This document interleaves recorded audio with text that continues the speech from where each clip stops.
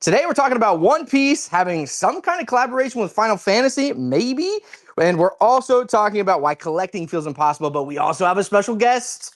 I can't wait. I can't wait. All right, guys. As always, we are having a 10,000 subscriber giveaway. At 10,000 subscribers to two different winners. One winner is going to get an OPO9 booster box, and one winner is going to get a 25th anniversary Nico Robin PSA 10. Guys, my name is Dominic. And my name is Nick. And welcome back to Bud's Watch, where we talk about collecting One Piece. Let's talk about collecting One Piece. Why not? Let's do that. All right, guys. Oh, and before I forget, because I haven't been saying it the last couple times, but to participate in the giveaway, you have to like, comment, subscribe. I don't know why I stopped saying that the last couple weeks, but And it's going to break my heart to say this with having the person we do in the in the room with us. It's a U.S. resident only giveaway, guys, for this one. Apologies. All right, guys. So our first ever collaboration. Mine is AJ. Got to give AJ's credit. First ever content creator coming together. Had to get our boy. Yes. The man from across the pond. He's 8 hours in the future, but he's always stuck in my mind in the past. The Socrates of the One Piece trading card game. Johnny Rocket himself. Seal Treasure. What's up, brother? How you doing, man? Welcome to the podcast. Boys, what an intro. What an unbelievable intro. I don't know, I've got a lot to live up to. How you doing, man? I'm great. Look, thank you so much for having me. First of all, before we start, I have to say, from the One Piece community, from the collecting community, we love you guys, and I've been watching you guys forever, so it's a huge honor to be here.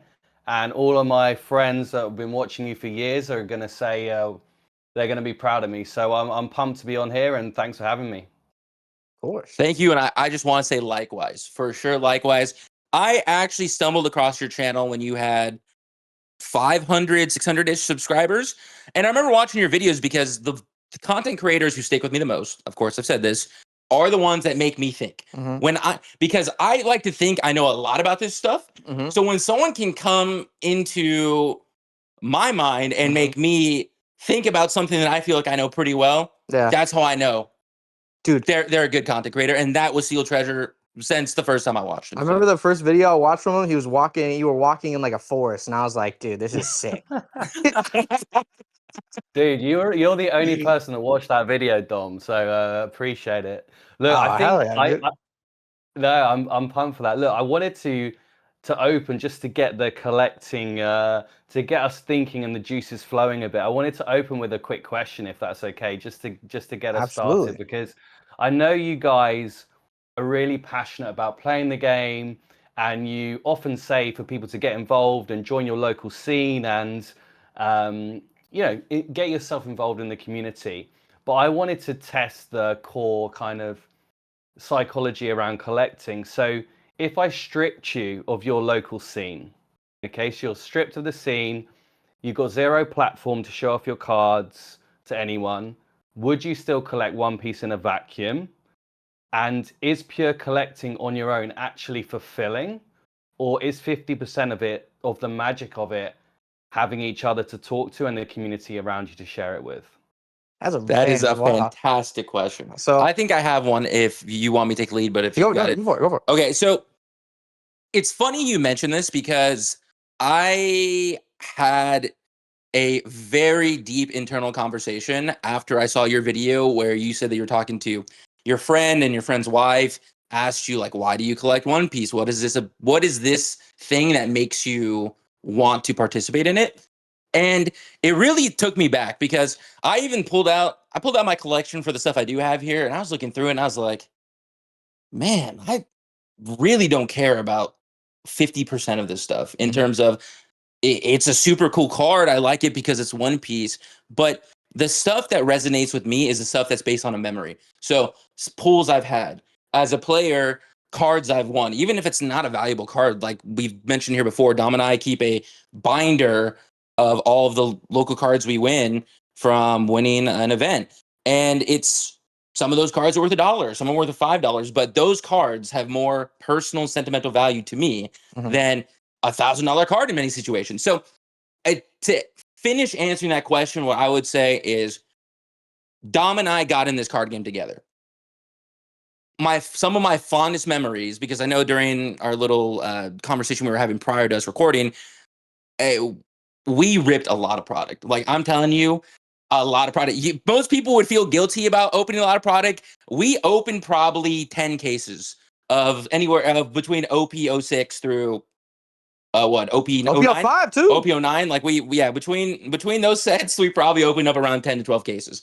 But my fondest memories are the ones that I have with Dom, my best friend. And if you remove him from the equation, I wouldn't be here. That's just 100% fact. I'd probably still be in Pokemon. Dom was the one that got me into One Piece. I was the biggest One Piece hater from the anime. Hater alert. When I was a kid, I was Dragon Ball, Yu-Gi-Oh. Those were the two main animes I watched. Of course, as I got older, transitioned into Naruto, and One Piece was always the thing that the Dom saying he always likes to say, which is everyone hates One Piece. It hasn't seen it. I'm botching that one. I know you got that one. Everyone hates One Piece until they watch One Piece. Exactly. So that was me. Like, it was 1,000 episodes in. I was a 90s kid, so One Piece should have been the thing that I watched, but I was 1,000 episodes. No one's got time for that. It's just a kid on a pirate ship with a bunch of people. And then Dom, because of this card game, got me to dig more into the actual story, got me to actually subject myself to watching the anime, and it's absolutely correct. People who say that this is the Odyssey of the modern time, I completely agree with it. This story is incredible. So if it wasn't for this man on the left of me, I would not be here. That's for sure, 100%.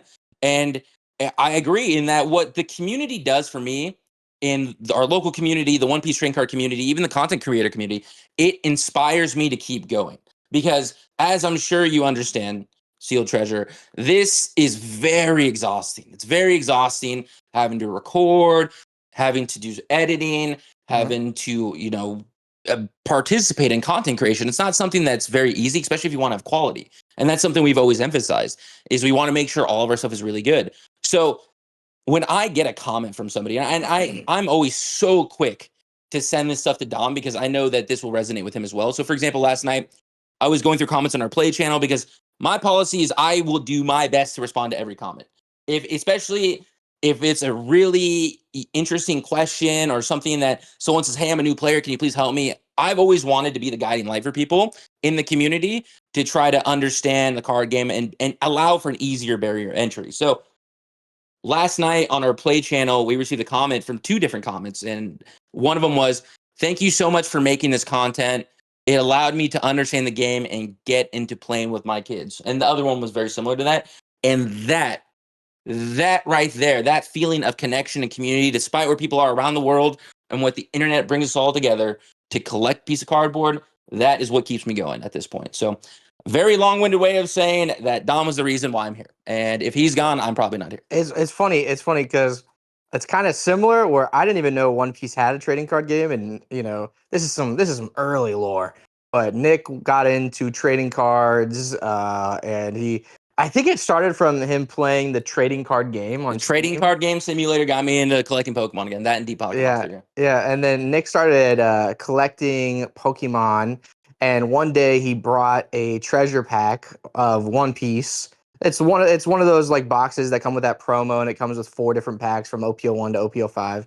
And he brought that home one day, and I've been a One Piece fan my whole life. I've been watching it my whole life, and I saw it, and I was like, I've never collected a trading card game before. I've never played a trading card game before. It was never my thing. But I remember seeing it and I was like, fuck it. I'll open it. And I opened it and I just remember like immediately falling in love. And it was crazy. From there on, I was like looking at eBay. What card can I get? Which card should I collect? I want to collect. It was like a complete light switch. It was a complete obsession light switch. So yeah, with Nick definitely. This is funny because he says that I helped him get into it, but he helped me get into One Piece. So it's kind of like a mutual Reverse Uno card. Yeah, it's kind of mutual there. And then as for if we didn't have our local scene, because I do think that's a good question. Would we still be collecting? For sure, because we didn't even start as players. Like we started as purely collectors. I remember we probably didn't even play the game for 8 months, 10 months, maybe even a year until after we started collecting the trading card game. And I think I started playing because I saw Treasure Cup. There was like a big tournament that came up, and I was like, oh, that'd be cool. You can get this promo, this cool little promo card that you only can get from this tournament. Like, I kind of want to sign up and learn how to play. And then I started learning how to play on the sim, and I was like, wow, this is actually pretty fun. It's pretty easy to learn. I kind of like it, and then I fell in love with playing the game from there. Now, if would I still be playing the game if we didn't have the local scene? I probably would, but like Nick said, a lot of the passion comes from like our local community at a Hidden Fortress, best shop in the United States, by the way. Not sponsored, but a Hidden Fortress is absolutely fantastic. The people there are awesome, like genuinely awesome. There's kids there, there's dads there, there's families there, there's men, women, everyone, every shape, every size, Top everything. 16 players. Yeah, and it's so cool to meet people and like it's an actual community. You're meeting a bunch of people you otherwise would not have known, and I think that is so special.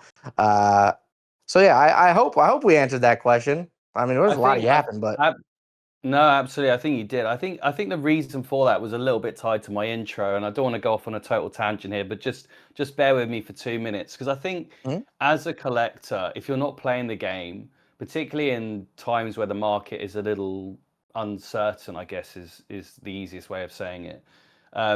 It can be quite difficult if you're on your own, if you're collecting, and I think that's why one of the reasons I started my channel was to be able to talk to people because and there has to be I think there has to be a better solution at some point, and maybe it's something we can, others will look at, and maybe we can look at long term. But for me, I was looking at Reddit a lot. I don't know if I'm sure you guys have been on the Reddit, right? But for me, it just felt like Twitter, but about collecting One Piece. So it was like, but all the toxic parts, right? So you just couldn't really have any sensible dialogue. It was just very difficult. I found it very difficult to navigate. So you couldn't have any kind of proper conversation with collectors. And I actually heard, I don't know if I'm sure you've seen it, but Robo and Twice Baked Jake, they do their weekly pod, right? It's quite a big one. I'm sure you've seen it, right? But he was talking about the collector app, right? And actually having some sort of social content, because then what happens is channels like you guys, you get to a certain size and then you create discords, right? Because you want to like serve your community, but then that community is just like, it's bound by what you guys are governing and it's what you guys are doing. But I think there's something in the future to be done around that. And I don't want to go on a tangent here, but for collectors, having the collector app linked to some sort of social, and you can create subgroups and have some sort of social element, I think that would be interesting, because for me, half the joy of collecting is like showing off your cards and talking about your cards, interacting, be like, I can't believe you got that Zoro Dom, I wish I had that one. Like, that's what's fun about collecting the cards. Obviously buying cards and it arrives in the post and you get that feeling, but there's something about sharing, and obviously you guys play the game a lot, so you have that community. But for people that don't have a local card store, or they don't have a local community, they rely on online and they don't really have options apart from YouTube comments, or they join a small Discord server, right? Because Reddit's Reddit, right? Anyway, sorry, that's another that reason was why a I bit feel of a like people should tangent. play the game because I think you make a good point there. Like, if you're a collector and you're just kind of especially if you're not a content creator, right? Like, we're blessed because we have people who comment and reach out to us on Instagram or Discord, and they'll ask us questions and stuff like that. So it's easy, even if we weren't playing the game, to have conversations about the game. But for people who aren't content creators who just collect, I think you make a good point. I think they're missing a lot of that social, because I think a trading card game is social. At the end of the day, it is a very social hobby.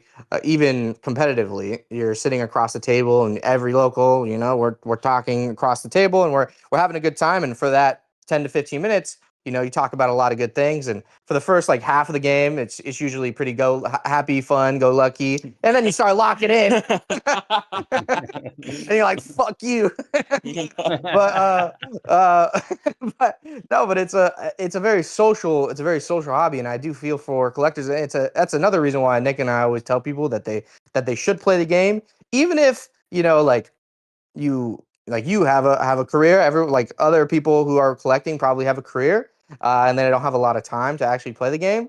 I still think it's worth it just for the social part, just to go out and meet the people who are also in the same hobby as you. Even if you're bad, who cares? Just get a starter deck, play the game, have a conversation, and I think it's a really fun game. And I think number one, I think people will get addicted, but number two, I think it's a really good way to actually communicate with the people who are in the same hobby as you. Because, man, I've never thought about that, collectors being on their own little island and not really Well, having look, I that mean, social the part. thing is, I would love to, and I think this is what I get a lot in my comments. It's like if you like a lot of players comment and say, well, if you played, you'd understand this or that. It was funny when I was watching your OP17 reveal.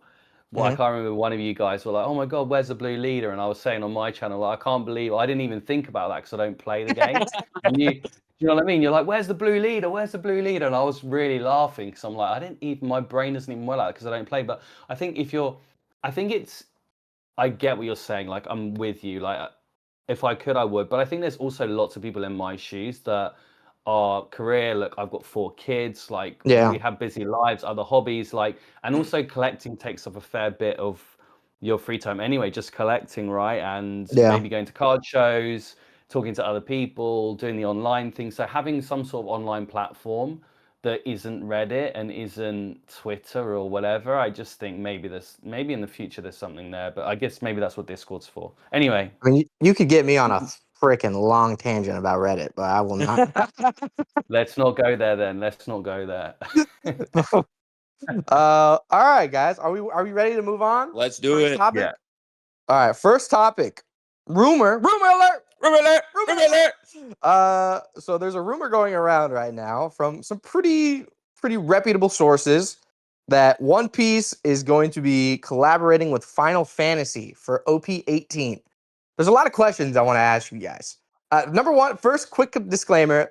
This could be a wide range of what the collaboration looks like. This could be as simple as artists from Final Fantasy creating cards for Zoro, Nico Robin, Luffy in their own art style, to all the way to freaking Cloud as Zoro, or Zoro cosplayed as Cloud, or Zoro and Cloud, put on the same card together. So there's a wide range of what this can look like. This is only a rumor too, so we're just having a conversation.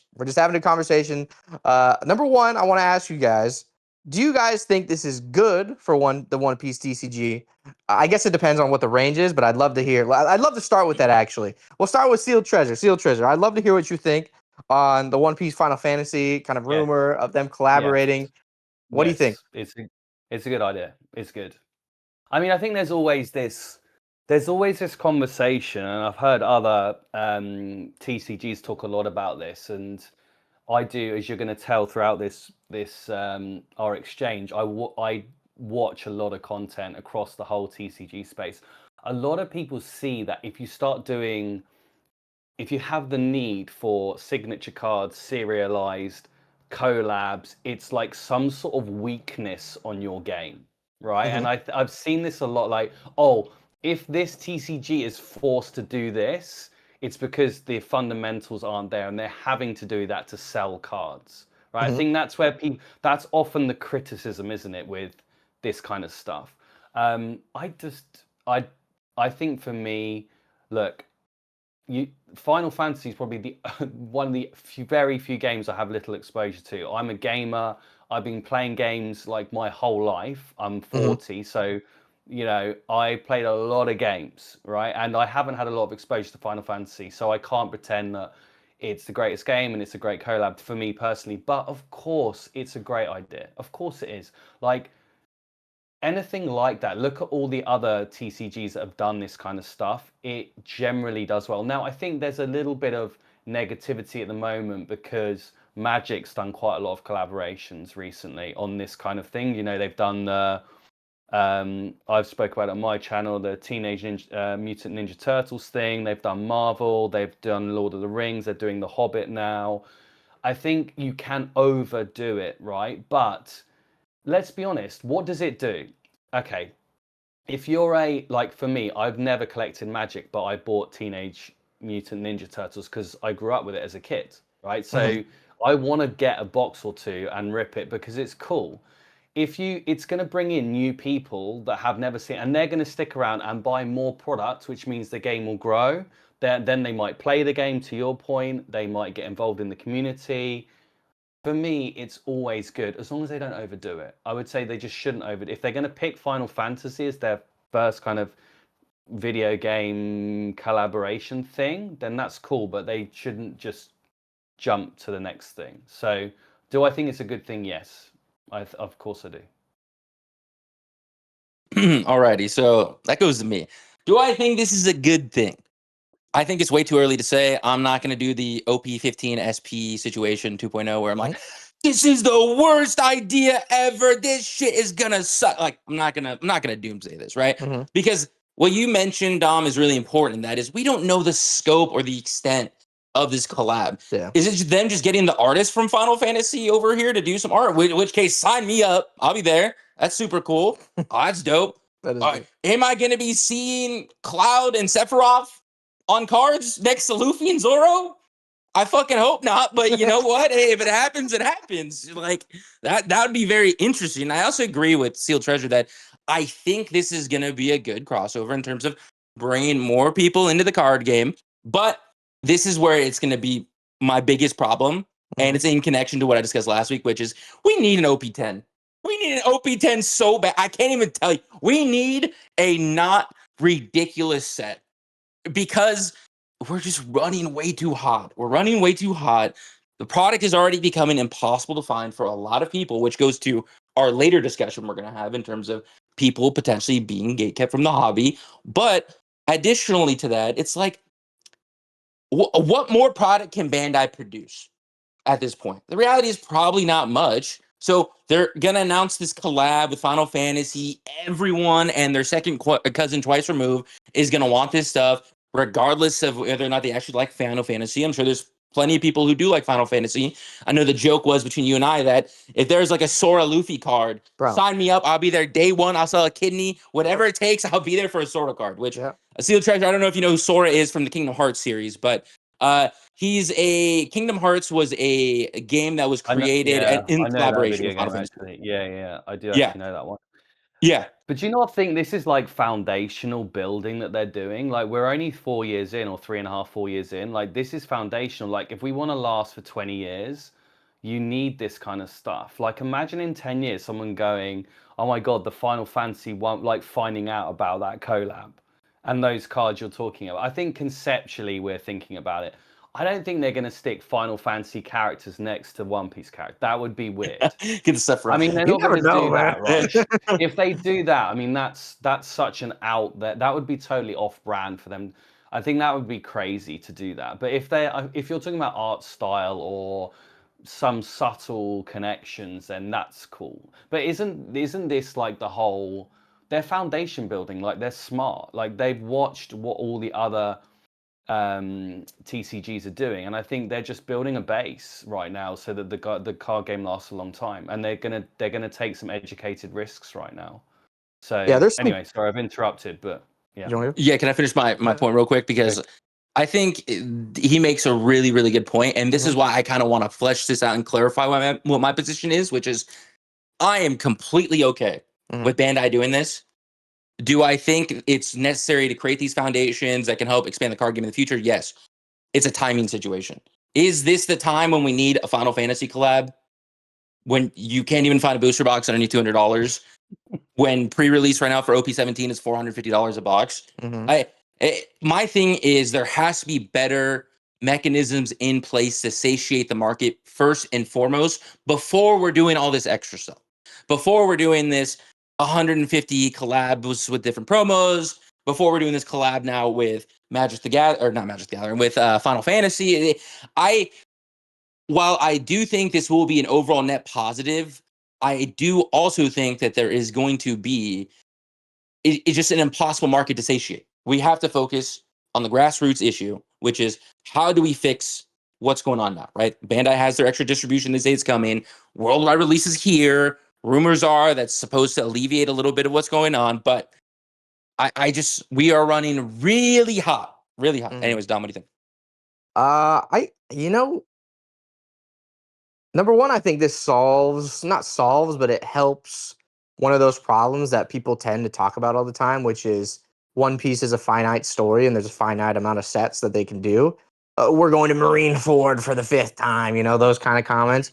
Like this makes it so, if One Piece has different bags they can get into. Do they want to go to an arc? They can do that. Do they want to create a new spin-off series and do some new thing with the IP and do a set off that? They can do that. Do they want to go into their other bag where they can collaborate with another anime and do like a set that is kind of crossed over together? I just feel like it gives them more optionality into the future. And I think Steel Treasure, I think you were right. I think it gives the card game more longevity.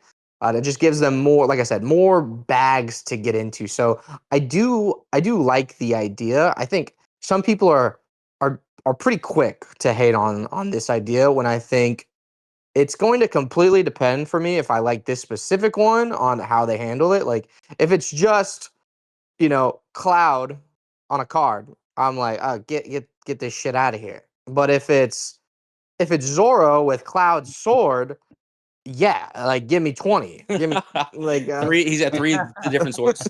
yeah, so I think it just depends on how they handle it. And we'll cross that bridge. We'll cross that bridge when we get to OP18. But that's my opinion right now. I think if they do it right, I think it's a positive. To your point, we are at the worldwide release part now. And we've been making a lot of excuses. We've been making a lot of excuses for Bandai over the last 8 months, saying, just wait. Once we get to worldwide release, they're going to ramp up production. We're going to see these sets come out with a lot more print waves and all this stuff. Well, we're worldwide release now. So we're going to see, another canary in the coal mine. How's OP17? How's that going to be printed?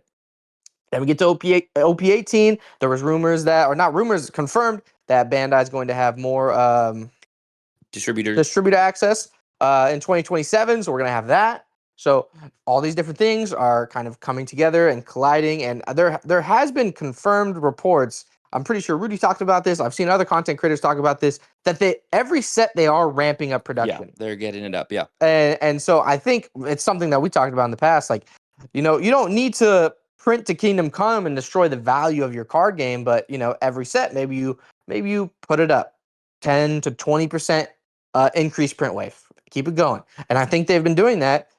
Is that enough to satiate the demand? Absolutely not. Absolutely not. We are not there yet. And I think they need to keep trying for sure.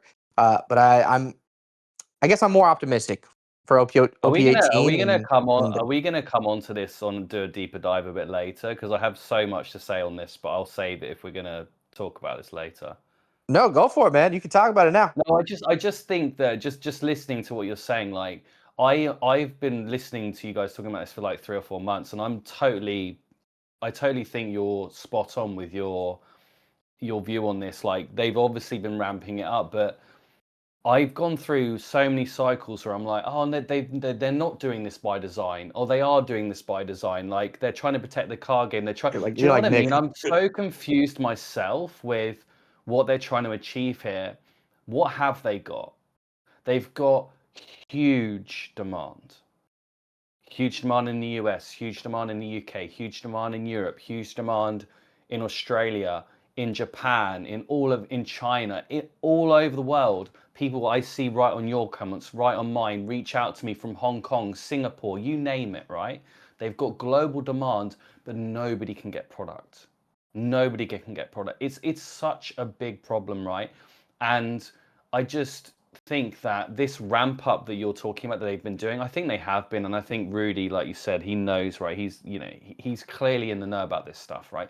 But this 10 or 20% increase they've been doing, these waves, it doesn't work, and I still think they are relying on reprints as their get out of jail free card, and it totally destroys the game every time it destroys the collecting.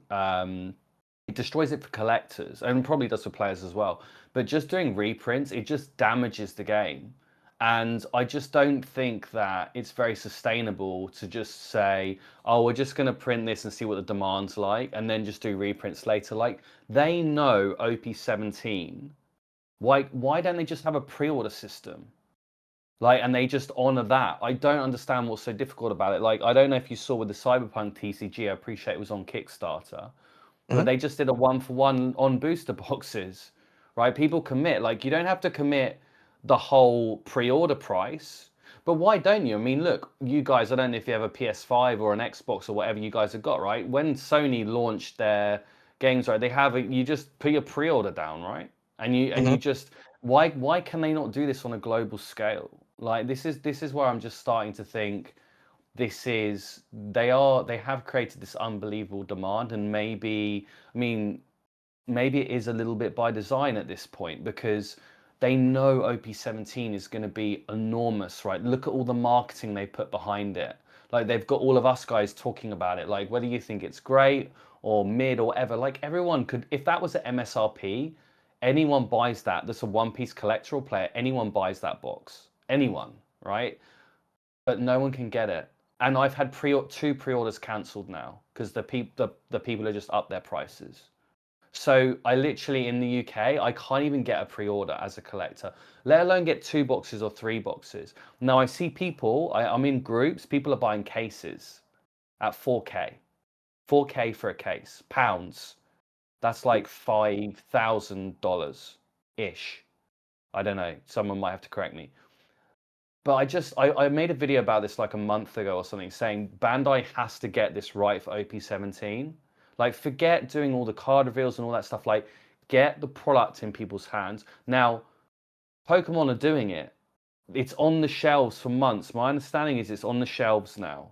So everyone's so afraid they're going to overprint to the point where they destroy the card game. But they have to do something now, because at the moment, people can't get the cards. And I think eventually people will get frustrated and turn away. That's just my feeling. I'd love to hear what you guys think about that. Well, I think you're at the point where you're going to eventually turn people off, and they're going to collect other stuff. Dude, there's so many. There's a lot. many There's a layers lot to that. here. The Socrates of the One Piece TCG strikes again, except this time, instead of me being able to digest it, I have to be like on the spot trying to process it, because you bring up so many things. Okay, I'm just going to start with the Pokemon thing. So, everyone's talking about Pitch Black, Chaos Rising, Perfect Order. The stuff's kind of sitting on shelves. For the States, at least, it's very situational, right? So where we're at near LA County, good luck finding Pokemon anywhere. Will you find a couple sleeve booster packs every now and again? Sure. But for the most part, I wouldn't say sitting on shelves, but this isn't the case for many pockets of the country. So I was watching a Kira video yesterday where she was talking about how everything is pretty much an investor bro mentality when it comes to TCGs as a whole. She does a lot of content creation, kind of like Opossum Bud, if you've never seen her. But and she was talking about how she could go to her local Target and be able to find some of the sealed product now. And it's true, but this really connects back to what I was saying. You need a bad set. You can't have the best of the best every single time. They're cooking too hard. Perfect Order was the first star for Pokemon. Perfect Order is not a good set. Yeah, it's not a good set at all, right? Some people said that about Pitch Black too. Well, that's what I'm saying, is like you went from Perfect Order to Chaos Rising to Pitch Black. None of those sets are Ascended Heroes or Prismatic Evolutions or Pokemon 151, right? Like the sets are not very good. And that's the importance of sprinkling in just a little bit of bad to just ease stuff, right? Because if you're never able to fulfill the demand, which with the pre-order system directly from Bandai, that's a very complicated thing. And I hate to say this, but I think there's just too much money involved. There's so much money involved in the hobby now, from a distributor, from manufacturing, distributing, retailers, rip and shipper. There's so many hands in the cookie jar now that are making money off of card games. I don't know, even though that system sounds efficient, it sounds like it could satiate the market in some way and ensure that people are getting product for MSRP. There's just so much money here that I can't imagine a feasibility to actually implement something like that in the States, at least. I'm not sure about the Europe or UK market, and I'm not going to be a pessimist or say it's impossible. I just don't have the full understanding of every layer, but just off of what I do know, I can't imagine a distributor hearing that proposal from Bandai and being like, let's do it. Let's ship directly to the consumer. Like, so there is going to be a lot of bricks that are shit from that, from multiple levels. Yeah, I even think all the way to the LGS level, because so many card stores make money, like you mentioned, Seal Treasure, from they list these boxes for pre-sale. They get your money at a 0% interest loan to then be ordered to pre-order this stuff, and then it goes up, and then they just refund you your money back and resell this for whatever secondary market is, if not above secondary market. Like, there's just so much money involved here that I don't know.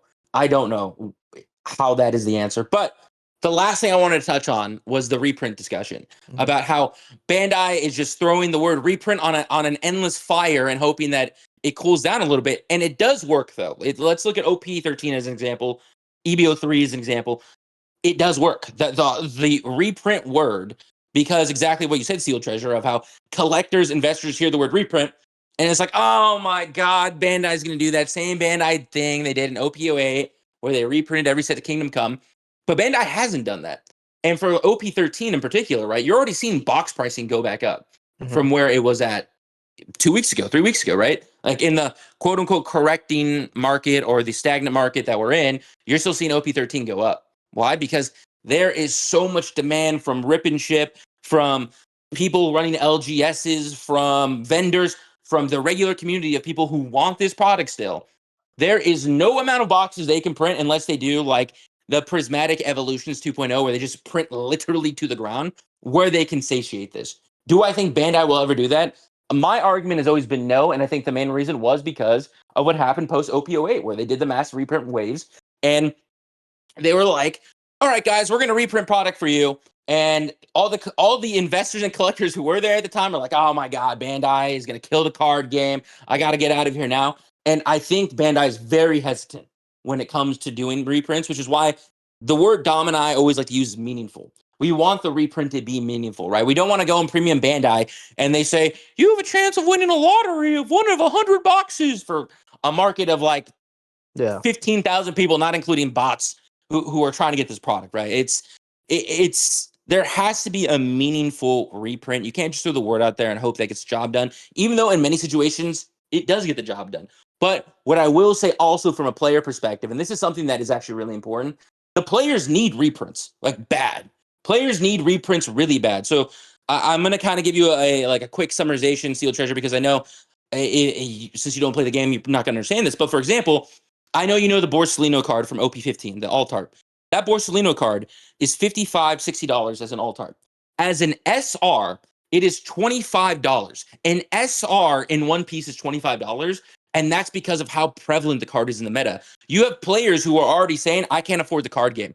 And if I want to actually compete and I want to play the best deck, I need 4 copies of this. This is $100. I'm a kid in high school. I can't afford this. I'm going to go to Riftbound, or I'm going to go to Digimon, or I'm going to go to Pokemon, where I can get more affordable cards to be able to play the game. So this is why the PRB set was so important for players. It was very cool for collectors because I think the experience of opening in PRB was really fun. A lot of shiny cardboard in there. Yep. But from a player's perspective, PRB is what satiated the market for players to be able to get access to this stuff. And Bandai opting to not provide one this year and instead doing another EB set, which is going to be Heroine Set 2.0, I think was a fundamental flaw. And I think that's going to push away the players. And the box pricing in general is already starting to turn away the collectors. So, Tom, what do you think? I've been pondering, man. This is Like I said, it's on the spot ponder. Normally we have like a couple, like an hour or so or a day. That's Dude, why I love this. This is like bro, on the spot. Bro, we have King Ponder over here. The Socrates, the One Piece TCG. I might staple that one. Might be a trademark. But it's funny because I do think Bandai is hesitant to do mass reprints. Or in Seal Treasure, I don't want to speak for you, but it sounds like the idea that you're wanting is print to demand, right? Like that's what you would say you're kind of looking for is print to demand. So I fundamentally I don't agree with print to demand. I think we just need to get to I think Bandai's just playing it way too safe right now. And I think they are maybe a little bit like traumatized from that pre OP08 era, and then the reprint happened, and then they lost all like investor kind of collector confidence, and booster boxes were going for like $70. Imagine a one piece booster box for $70. I can't even imagine that right now. It was OP08, unfortunately. And OP07 No. and OP07. Okay, you know what? I'll pass that one. And then we even had OP06 at like $105. That was insane. That was a great time though for opening. OP05, I still remember OP05 was $175. I remember all these great prices, and that's because all like number one, I do think there's a scalper problem in One Piece as well, where we can't get illustration boxes. I can't remember the last time I saw an illustration box. At Target with me. They only had one left in each. There was one left in each. It's crazy. I don't think so. Like I said, I think Bandai is hesitant and way too hesitant. I think the confidence around One Piece, the trading card game, is 100x more confident than what it was in OP08, where everyone brings up like the 2-year cycle for a trading card game, where if it lasts longer than 2 years, it's here to stay, that kind of stuff. And One Piece was still at that moment where they were like, oh, well, I guess One Piece is going to die now. But we are firmly grasping it like Patrick Starr, that the One Piece trading card game is here to stay. If they did a massive reprint for OP17 and I saw OP17 for $100, I would still be here. You would still be here. Sealed Treasure would still be here. All the players at our local card shop would still be here. I still think investors and collectors would still be here. It's not like, I think a lot of people would jump for joy being able to collect, invest, and open boxes for that price. So, and if I may just quickly interject, I don't even think that box would stay at $100 for that long. No. There is no amount you can print of a set like that. In my eyes, like I can't even imagine the amount of trees that are dead from cardboard getting printed off of them for how much product would need to be able to hold a box price at $100. And do I think they're being too conservative. I think they should be ramping up a lot more. If they're doing 10%, then they should be ramping that up to like 30 to 40%. 25. They need to be adapting to what the market is talking. They definitely need to be doing that. And I don't think they've done the greatest job at that, but I will never say that Bandai isn't trying, because I do think Bandai is trying. I think the print waves have gotten bigger. You can tell with Premium Bandai that they're trying a lot of different things and stuff like that, which Steel Treasure, I know you're not familiar with all that stuff, but I'm sure you've heard us talk about that at least. So I know they're trying, but I need them to definitely work on it for sure. And we've been making a lot of excuses for them, like I said, over the last 8 months, because in our heads, we're just waiting for a worldwide release. Once we get worldwide release, they're going to be printing a lot more and doing all this X, Y, and Z, and the price of a booster box is going to come down, and we might see MSRP again. We've talked about all this stuff. Well, now it's time. It's time, and like I said, we have a canary in the coal mine. And it's time to see what they can do with worldwide release, and the new manufacturers and distributors coming in 2027. So I don't know. I don't think Steel Treasure, while I love the idea of print on demand. I really do. I just don't think Bandai will ever do that just for the value. They don't want to destroy the value of it. I think it's on this. I mean, I've listened to you a lot, Dom, and you've said, I quite like your thesis on what's wrong with the product being at MSRP at release and then over time it going up. Like, you don't have an issue with that. Like, if you have the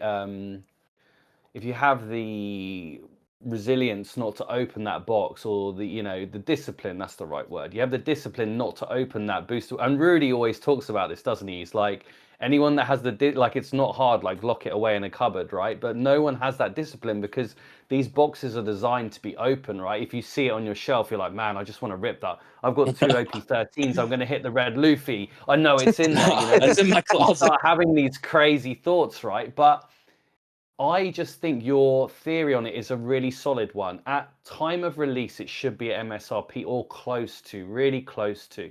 Then over time, for people that are disciplined or they want to collect because the box becomes more than the cards inside, I get all that. Then it should go up over a number of times. But there's an element here that I listened to you guys on OP15 or on OP16 when the release and the Wave 2, there was going to be this big reprint on Wave 2. I even got a message by some guys that get distribution. They said Wave 2's in, the price dropped by £10 and it was still £175, which is like $200, right? So it dropped by $10 from wave 2. It's still nowhere near MSRP, and I think this is the problem with the reprints. It doesn't actually bring the price down. So anyway, I know we've kind of gone round this topic a few times, but I don't necessarily think they should print to demand, but they need to do a lot more than they're doing now to satisfy the demand. And I think that's where I just hope. I think, Nick, you've said quite a few times we need a dud set. Like OP18 is going to be the set. That's going to be that set. I'm pretty sure, right? I think after OP17 we're going to see. I don't think they're just. I mean, we haven't had a bad set. I would argue we haven't had a bad set since OP11. So OP11, OP12, OP13, 14, 15, 16, 17. We've had 7 sets in a row now.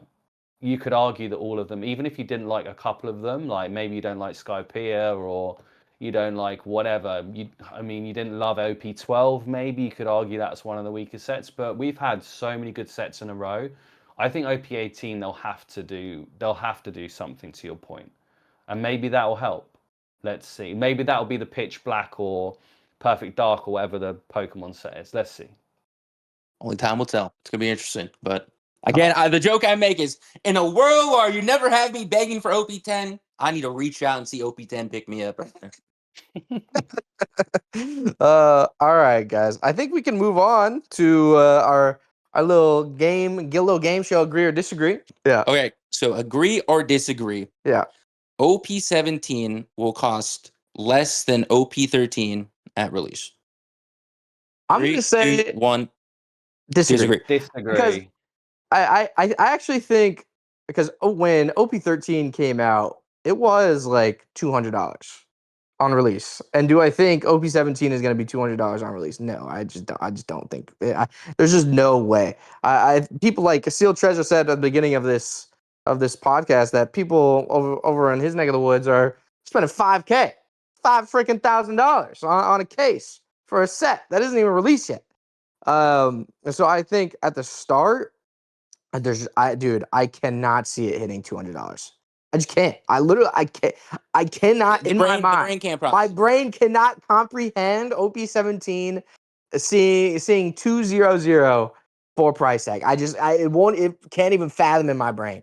What I will say though is I do think people are overpaying right now, because you're paying basically the same price that OP13 is right now. OP13 is like $450 right now. A year older. OP17 is like $450 right now. And OP13 has gone through massive print waves, massive print waves again and again and again. And that's how we got to this. It feels more mature. OP13's price feels more mature, and OP17's price feels, it's one of those things where it feels like it's way too high, way too quick. So do I think I think it will come down. Like, I think OP17 will hit the 300s. I could see it totally being high 200s, low 300s. And I do think people are overpaying right now. But do I think it's going to get to the $200 mark? Absolutely not. I just can't see it. Personally. There's too many people here. We're a year on. I'm totally agreeing with you, Dom. We're a year on. It's going to be more expensive than OP13. Simple.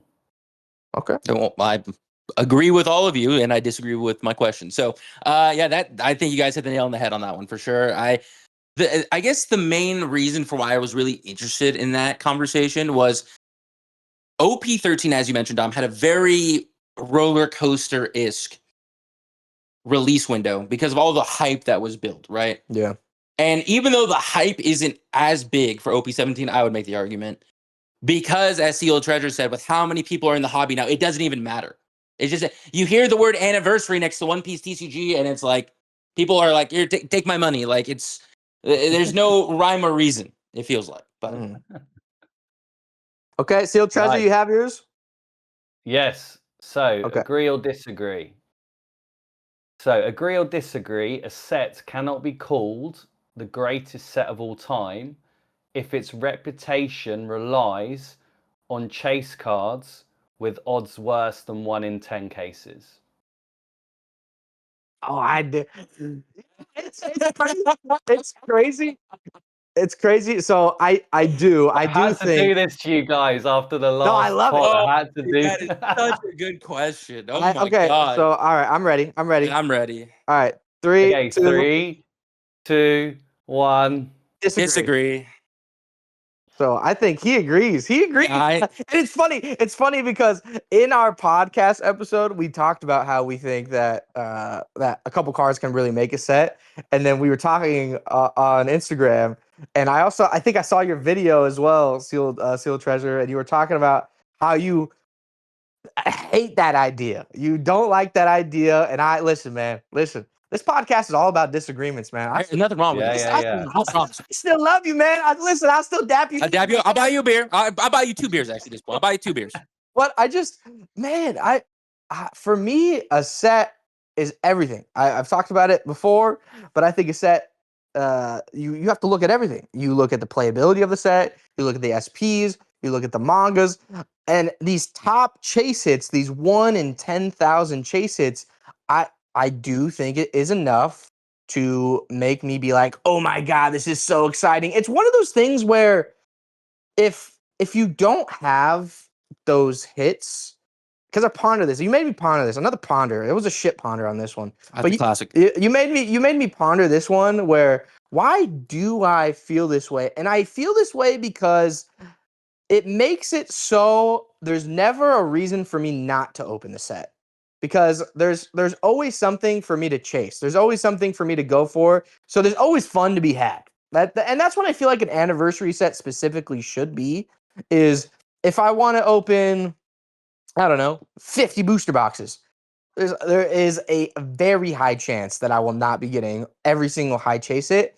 So I feel like there's a lot of longevity in your collecting journey for that set and opening it. And I just feel like it makes it super fun. It also gives it value. And we talked about this a lot, but we do believe value in a trading card game is super important. So I think there's a lot that goes into these big hits. Not only do they usually have like crazy designs, and there's just something special about them that they're doing, and it makes it. When I remember Nick and I pulled the gold Buddha Luffy from OP11. Yeah. And there's some lore behind that, but we won't get into it. But we pulled that, and we were doing a fucking photo shoot in our kitchen with it. We were doing a whole photo shoot, and we were like, holy shit. Like, we just pulled this card. This is the craziest thing I've ever seen in my life. Like, it was like a whole moment, and it just, I'll never forget that because it was so special. It was like, we just pulled this crazy thing, and we're just sitting here doing a freaking model photo shoot with a card, and it just, do I feel like we would get that without some big hit like that?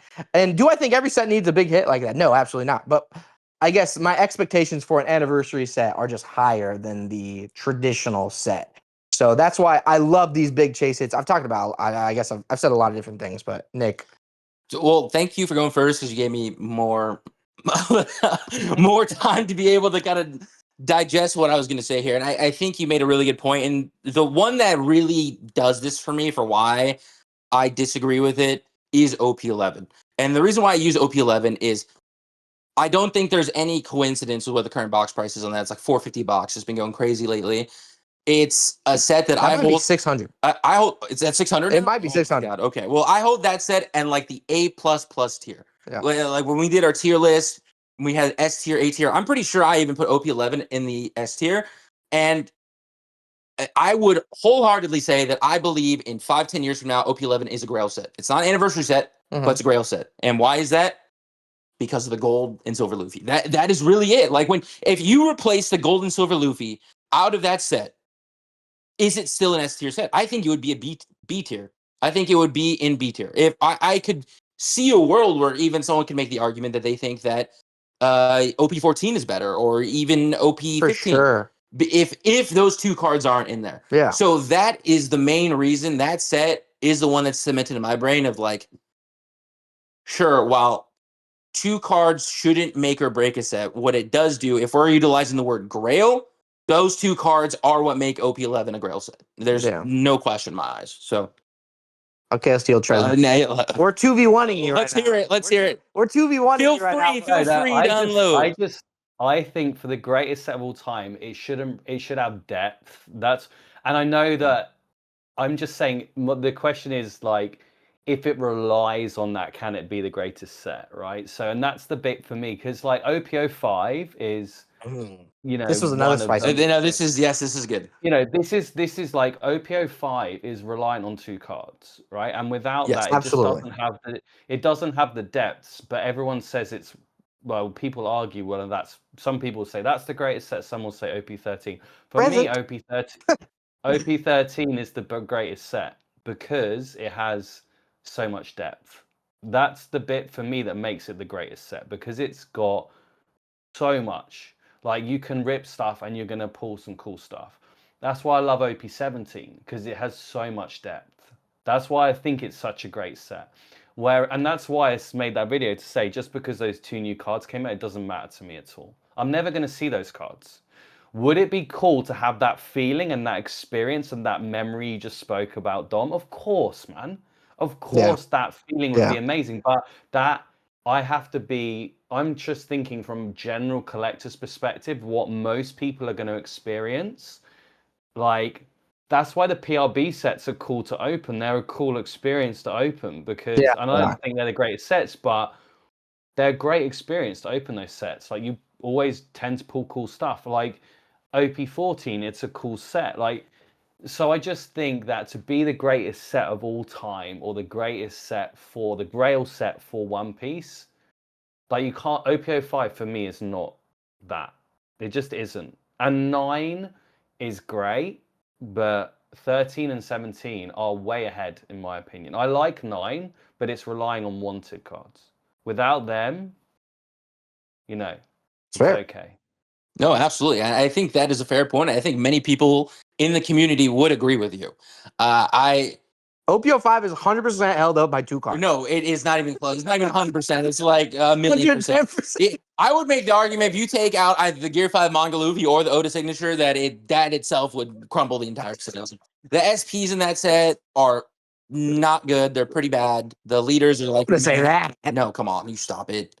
Uta, I mean, I don't, okay. For an anniversary set, okay. Are they better than OP13 SPs? Yes, because, I mean, what were we thinking with those? But OPO5, they have, I would say objectively the second worst SPs out of any. Sure, yeah, I would say that. And in a set where, like Steel Treasure said, that doesn't have the depth of a Demon God pack or of the 6 mangas or of, I mean, the slew of other things you can throw in there. I mean, we are spoiled. The only thing I would say to counter my own argument is we are spoiled with hindsight, right? Because when I was ripping OPO4 and we discussed off air, like when I started ripping around OPO4, OPO5 time, that jump was big. Like from OPO4 to like I said, like when I was messaging you, Dom, on Instagram, like when I when I got the Nami SP from OPO5, like that Nami SP was like such a big deal. Yeah. Like to me at that time, that was a big jump, and it was. I know you guys spoke about innovation and like something newness. Like OPO5 does bring that, but if you're comparing it to where we are today at OP16 going into OP17, like it's just not there, right? It's just not there anymore. But at the time, like, I mean, that's when I started. That's when it's just like comparing it. And back then I was ripping OPO2, OPO3 because you could just buy it. Like it was so readily available. Even then, like you could just walk into Bandai London and they had it. But anyway, so that's a great point, actually. It's funny because OPO5 is the reason why I disagree with what you're saying, because OPO5 I know it's literally held up by 2 cards. It's held up by 2 cards, and I've said it millions of times on the podcast that OPO5 is my favorite set of all time. I think it is the #1 set, and a lot of that comes down to, for me as a collector, a lot of this view comes down to 2 things: that both cards have such an incredible story behind them, where the Gear 5 Luffy, I mean, this was the first Gear 5 card. This was the Gear 5 manga. It's the first manga Luffy. First manga Luffy as well. And if you, for me, who's been following Luffy's journey from the beginning, from when he was weak to, he started he started off strong, then he started getting his head up his ass a little bit, and he started losing some, and I mean, you could just tell that The Kaido situation was getting out of hand. you could just tell that he was in over his head with where he was. And then we had a time skip and all this stuff. And he starts getting stronger. And I'm following this guy's journey for 15 years. And he gets to the point where, spoiler alert for anyone who has not seen the Wano arc. I'm about to spoil in 3, 2, 1. I mean, when Luffy dies, he dies. And that moment for me was, dude, it was gut wrenching. It was gut wrenching because I've been following this guy's story for 15 years, and he's getting stronger and stronger. And this guy is just getting his ass whooped. And not even close. He's getting his ass whooped, and then it starts happening, and it connects all the Joy Boy and all this stuff and the history of One Piece and Gear 5 Luffy. I'm getting emotional just thinking about Nothing wrong with that, man. I'm getting emotional just thinking about that Nothing moment. wrong with it. That's why it's so popular, though, for what you're saying, right? That's why Gear 5 is so iconic. Like, everything. Yeah.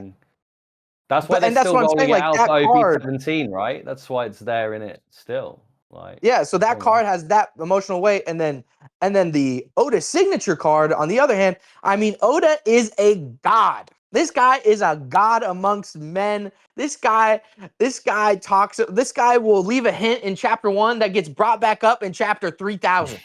20 years later. This guy is not human. He's the GOAT, the best storyteller of our generation. Maybe in multi-generation, 1,000 years. I don't care, dude. Homer about to make a call real quick, man. He's trying to figure out how to make the phone call work. But These cards have so much emotional weight to me, and just two cards that, I mean, I don't have either of these cards, but I still love these cards to death, and I'm glad they exist. And I'm glad they are as rare as they are, because I think they deserve that kind of treatment. They're just so cool. There's a lot of story behind them. And these cards themselves make me think OPO5 is the best set. So that's why I disagree. But I appreciate I understand it. your whole, and I think the depth argument is super valid. If someone told me OPO5 was not a good set because it lacked depth, I would disagree, but I wouldn't hate him for it. And that's how I know. I think you make a good point. I think we just have different opinions, I guess. Yeah. It's called agree or disagree, but we're gonna agree to disagree on that one. Oh wow! Look at that. We going full circle, man. Wow. All right, Dom, let's hear it, man. Okay, let's actually move on. Let's move on because we got to get to the main topic. Also, it is we can't remember there's an 8-hour gap here. We got to be respectful. Yeah. We got to be. All right, so main topic alert. Main topic alert. So we are talking about collecting. Of course, Shocker. Of course, sealed treasures here. We have to ponder. We already have. I mean, my mind's been blown. We must ponder more. Socrates of One Piece. So we are talking about collecting, why it feels impossible right now. It just feels like we're in a bit of a rat race where there's just so many things coming out all the time. It's hard to keep up. It's hard to keep up, and we get a lot of comments all the time saying, man, I had to take a break, or I can't afford anything, or all these different things that are happening. And Sealed Treasure, of course, you're the guest. I want to start off with you. How are you feeling about collecting right now? What problems are you seeing, or what are some good things if you have some good things? But what are your feelings right now around collecting? So I think that I've gone through the fatigue thing, and the fog is clearing, and I think now is probably, again, I don't want to do the not financial advice thing, but if there is ever a time to buy, it would be to look at other stuff, because I think people are just rotating money out to buy OP17. So there is so much opportunity. Cards are going lower and lower every day. I think there is great opportunity, and I think there will be a massive, and I mentioned it briefly earlier, but I think after OP17, I think we're going to see a massive amount of churn of people. They're going to rotate into other things, and there's going to be more opportunity. Am I feeling overwhelmed, fatigue? Yes, I definitely have been. I think the one P what's it called? Round one, sorry. The round one promos, that thing really got to me. Like that really. In fact, I actually got scammed. That was I had my first online scam. No. No I bought way. I bought the Zorro. I bought the Zorro. You know how my whole shtick is, and I know we might cover the dead box thing later, but my whole thing just generally in life is to assume good intent, right? I assume good intent for people, right? Because I just think if you go in always very negative, then um, yeah, it's not always the best. We have to assume good intent, but I did see the Zorro. I wanted the Zorro. That's the only one I wanted, and I saw the I saw the round one promo, and it Mhm. was cheap. I have to say it was cheap. Like it was only £100, which is like 120, 130. So it Mhm. was a bit too cheap. All right. And I know the US prices, I think, were around 200, 250 US. So it was like 50% lower than market, arguably. But it's the UK. The market is a little bit Wild West at the moment. Like, especially with promos, like sometimes people would price stuff weird. So anyway, I got it through the post and there was just nothing in there. It's the first time I've been No. he sent me just stickers, kids stickers. Like that was it. There was nothing else in there. I just laughed, and then my wife was like, "Did you order stickers, like kids stickers?" And I was like, "No, I didn't." This I is the was like, quickest "Oh my." chargeback I've ever heard. She was like, "How much did you pay for that?" I was like, "Oh, like £100." She's like, £100. I said, "Yeah, I'll get it back. Don't worry." Like it was through like it's like a Vinted, which is like Facebook Marketplace type app. So my money's protected, but still, it's the first time I've been proper scammed. But anyway, back on topic. I think the round one thing really got to me because I just these promo after promo after promo, like this promo here felt like it came and went so fast. I don't know if you can see that on Yeah, yeah. it's like Uh-huh. the Yeah. yeah. And it felt like this was like just yesterday's news in like 2 days, Yeah. right? And when it's that point when you've got like a Luffy with cool art, and it just goes like that. I'm just like this is getting insane. And then I did what you guys. I don't know if it was you guys or something. I collected the watermelon Luffy, and I got the other Luffy promo, and I just keep buying Luffy promos, and I'm like, I just feel totally fatigued with it, and that's because I can't really get the product I want. So I end up buying these promo cards. And guess what? They find it's really strange, isn't it? They find a way to print tons of these promos. So you're able to get promos. So yeah, I think the market is in an interesting point. I do think when you're in this period, we should be buying. Now is the time to buy. We'll probably look back and say, wow, cards were cheap. Like everyone wanted £60, £70 SPs, $100 SPs. You can get $100 SPs now. Like you can go and get maybe not the Zorro or like the Missile Sunday, but you can get if you want to pick up that Katakuri or whatever it is from the last set. You can get it right now. Will it be more in the future? Yeah, but nobody wants to. It's always no one wants to buy in these times. Everyone freaks out in these periods and goes like, "Oh my God, One Piece is going to die. We always said it was going to crash. It's not Pokemon." We've all seen the hysteria. So for me, that's probably a good time to buy. I just haven't been buying too much recently, just because I've done quite a few card shows recently, and yeah, there's just nothing really there that's grabbing me at the moment. It just seems a bit samey. So I've just been cooling off over the summer a bit, and that's it really. So, Steel Treasure brings up a lot of important stuff, and I agree. And he's actually the main reason for why I can say this. Mhm. Uh, I have also gone past the promo fatigue because of watching your videos in terms of really having perspective, taking a step back, thinking back to why am I collecting One Piece? What is it about One Piece that really tickles my jimmies? Why do I love it so much? And why did I love it? Because it was something you and I did together that was really fun. It was me having memories in relation to pools I've had, but also me having memories derived from the card itself. So, for example, a card that I've won, or a card of a really iconic scene in the anime or the manga that I really resonated with me. And so I've been tailoring my collecting more towards that rather than the rat race mentality that, again, Seal Treasure kind of discussed about how people struggle to keep temperament when there's wildfires around them in this kind of area, right? So when you see everything around you just imploding in price, and I think this feeling is fundamentally derived from a fear of missing out, but it's hard to not give in and tell yourself and trust yourself that, okay, I know that this stuff is going to go down. I know this stuff is going to go down. I really want this thing, but I know it's going to go down at some point. So what I'm going to do is I'm just going to stash away my cash. I'm just going to build up liquidity. And that is something that we always emphasized over the last 2 to 3 months when everything was going crazy was if you feel like you're being priced out, number one, understand that your feelings are legitimate, right? Like booster box pricing reached an all-time low for a new set with OP16 at $175 a box, which is $15 over MSRP. That's crazy when you think about One Piece as a whole and how the card game's operated. Do I think we're ever going to go back to 160 a box pricing? Potentially.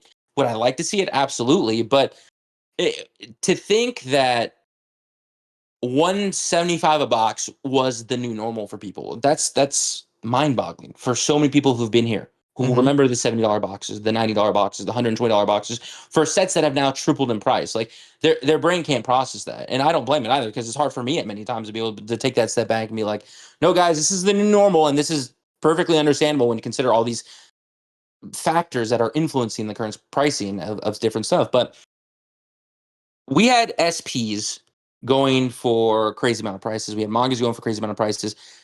It always felt unsustainable. I know the terminology people like to use in investment is euphoric, right? This feeling like it just, you feel out of your body when you see prices just go up 150% overnight. Yeah. And I'm going to touch back onto my example, because Seal Treasure utilized this example of how he got scammed recently, of the Edward Weevil purchase. That is something that I will always talk about and why I hope people learn from it, right? Like the Edward Weevil SP, I paid $200 for it, and it is now $50. And might even be $40. But the time, it was such a wild west phase. The craze was going crazy. We talked about OP14 being the canary in the coal mine, that I punted away $150. But again, that should have been me recognizing the moment. Like, Nick, you know trading card game cycles. You know that this card is never going to be worth $200. But I let the emotion of the situation and the unknowingness get to me, which goes into another concept, which, shout out one piece of insight. The if we have Socrates here, he might be Plato. Okay. Like, I'm not joking. Like he is an incredibly intelligent human being. And he made a video recently, which if you guys haven't seen, I highly recommend you do. And it was like 5 mistakes that new collectors make, or that collectors make when they're collecting. And while I've made every one of those mistakes, there was one that resonated with me more. And it's funny because you, as my best friend, knows me for a long time. You know that I have chronically struggled from this concept. Value maxing. And what value maxing is, it is, you see a good deal and you're like, oh my God, this is such a good deal. I know it's going to go up. I have to buy it, even though there's no rhyme or reason. Like, it's not like I want this thing. It's because I see the deal in front of me and I can't pass up on the deal. Yeah. So that has been what's chronically impacted me more than anything. And I think that's kind of how I ended up in the position where I mentioned, when I watched Seal Treasure's video where the question was posed as to, why do you still collect? Why are you here now? And I went through my collection that I had here and I was like, meh, okay, cool. And then I'd get to one card and I'm like, this is why I'm here. And I think that it was just so easy to get caught in the emotions of everything that's going on, where I'm going to utilize the terminology, not financial advice, but now that everything's somewhat simmering down, for at least on the raw card side and the slab side, if you were one of those people who kept your temperament throughout everything and you're just like, whatever, I'm just going to stash away cash, I know that this stuff is going to come down to a more affordable price, you have a really good buying opportunity for a lot of stuff. And on the flip side, though, if you were one of the people who did give into what I did as well, buying into stuff that had no rhyme or reason for being the price it was and you overpaid for it, I always like to say you have to utilize it as a learning experience. You cannot let one poor decision dictate your entire happiness in collecting. There's a podcast, or actually more of a YouTube channel I watch. His name's Dave Ramsey. He talks about investment stuff and how people can accrue wealth. He has this very formulaic system that he operates, but there's one concept he has. It's called the stupid tax, and that is you make a bad decision, and because you made the bad decision financially, you have to pay a stupid tax. You have to pay the extra money that you know that you shouldn't have done in the moment. But the key is to learn from the stupid tax. You cannot keep on running down the insane cycle of falling for it again and again. And that's the main thing I'm going to emphasize here, which is that if you were a collector who felt like you couldn't participate in the hobby over the last couple of months, I hope you stashed away your cash, because if you did, now's looking like a better opportunity. If you were a collector who spent all your money over the last 3 months buying all this stuff at a high, as I always like to reiterate, the worst thing you can do is panic sell in situations like this. Just take a step back, keep perspective, and learn from it, right? Like, there, at the end of the day, this is a marathon. It's not a sprint. There's no rush. You don't need to get all this stuff. You number one, you don't need to get everything. But number two is you don't need to get it right now if it's something you do want, regardless of whether or not it goes up over time. If you are not in a financial position to be able to buy it, then you shouldn't be buying it. It should be something that you work towards in life. So I think your question is really, I think the question posed is very broad in general, right? Because like I can dive in the weeds about this and talk about how, well, something that we talked about earlier. I think that conversation about manufacturing and directly correlates to people feeling like they can't catch up, right? Because like Seal Treasure said, he can't find sealed product in the UK, right? Like, how do you expect people to be able to collect something they can't even get access to? Like, it's fundamentally impossible, right? And meanwhile, here in the States, it's everyone wants it, and therefore, because everyone wants it, no one can find it. It's supply and demand, right? Like the supply is so low, but the demand is so high, and there's so much money to be made, so much money involved. People are going to feel like they're getting priced out, because the reality is they are. Booster box prices are astronomically high versus where they have been consistently throughout the rest of the card game since it's been in existence. So I think this is a very large question, but for the scope that we're trying to tailor this into collectors, what is the main thing you can learn about what's happened over the last 3 months? I think it's just you got to be patient. Life is about patience. And it's really easy to give into the emotions and the highs that come with picking up this stuff. But the flip side, I've been there. You've been there. I'm sure Sealed Treasure's been there, where you give in and you end up paying a high on something, and then 3 months from now, you're like, oh man, this thing went down. How much money? Like, what was I thinking there, right? So I digress. Also, what I did want to add in relation to Sealed Treasure, saying that he's getting a little more, he got a little jaded because of the Zoro situation. It's so funny because he inspired me to become more open and accepting that there is actually good apples out there. So I think it's funny how he had a jaded experience and I've had the reverse effect. So it's kind of like we're meeting in the middle. I'm completely on the dark. Like I said, I know you're a lost soul. But to be fair, you did get scammed from that OP05 box. I've been scammed too. I've been scammed too. Scammed many times. Yeah. Man,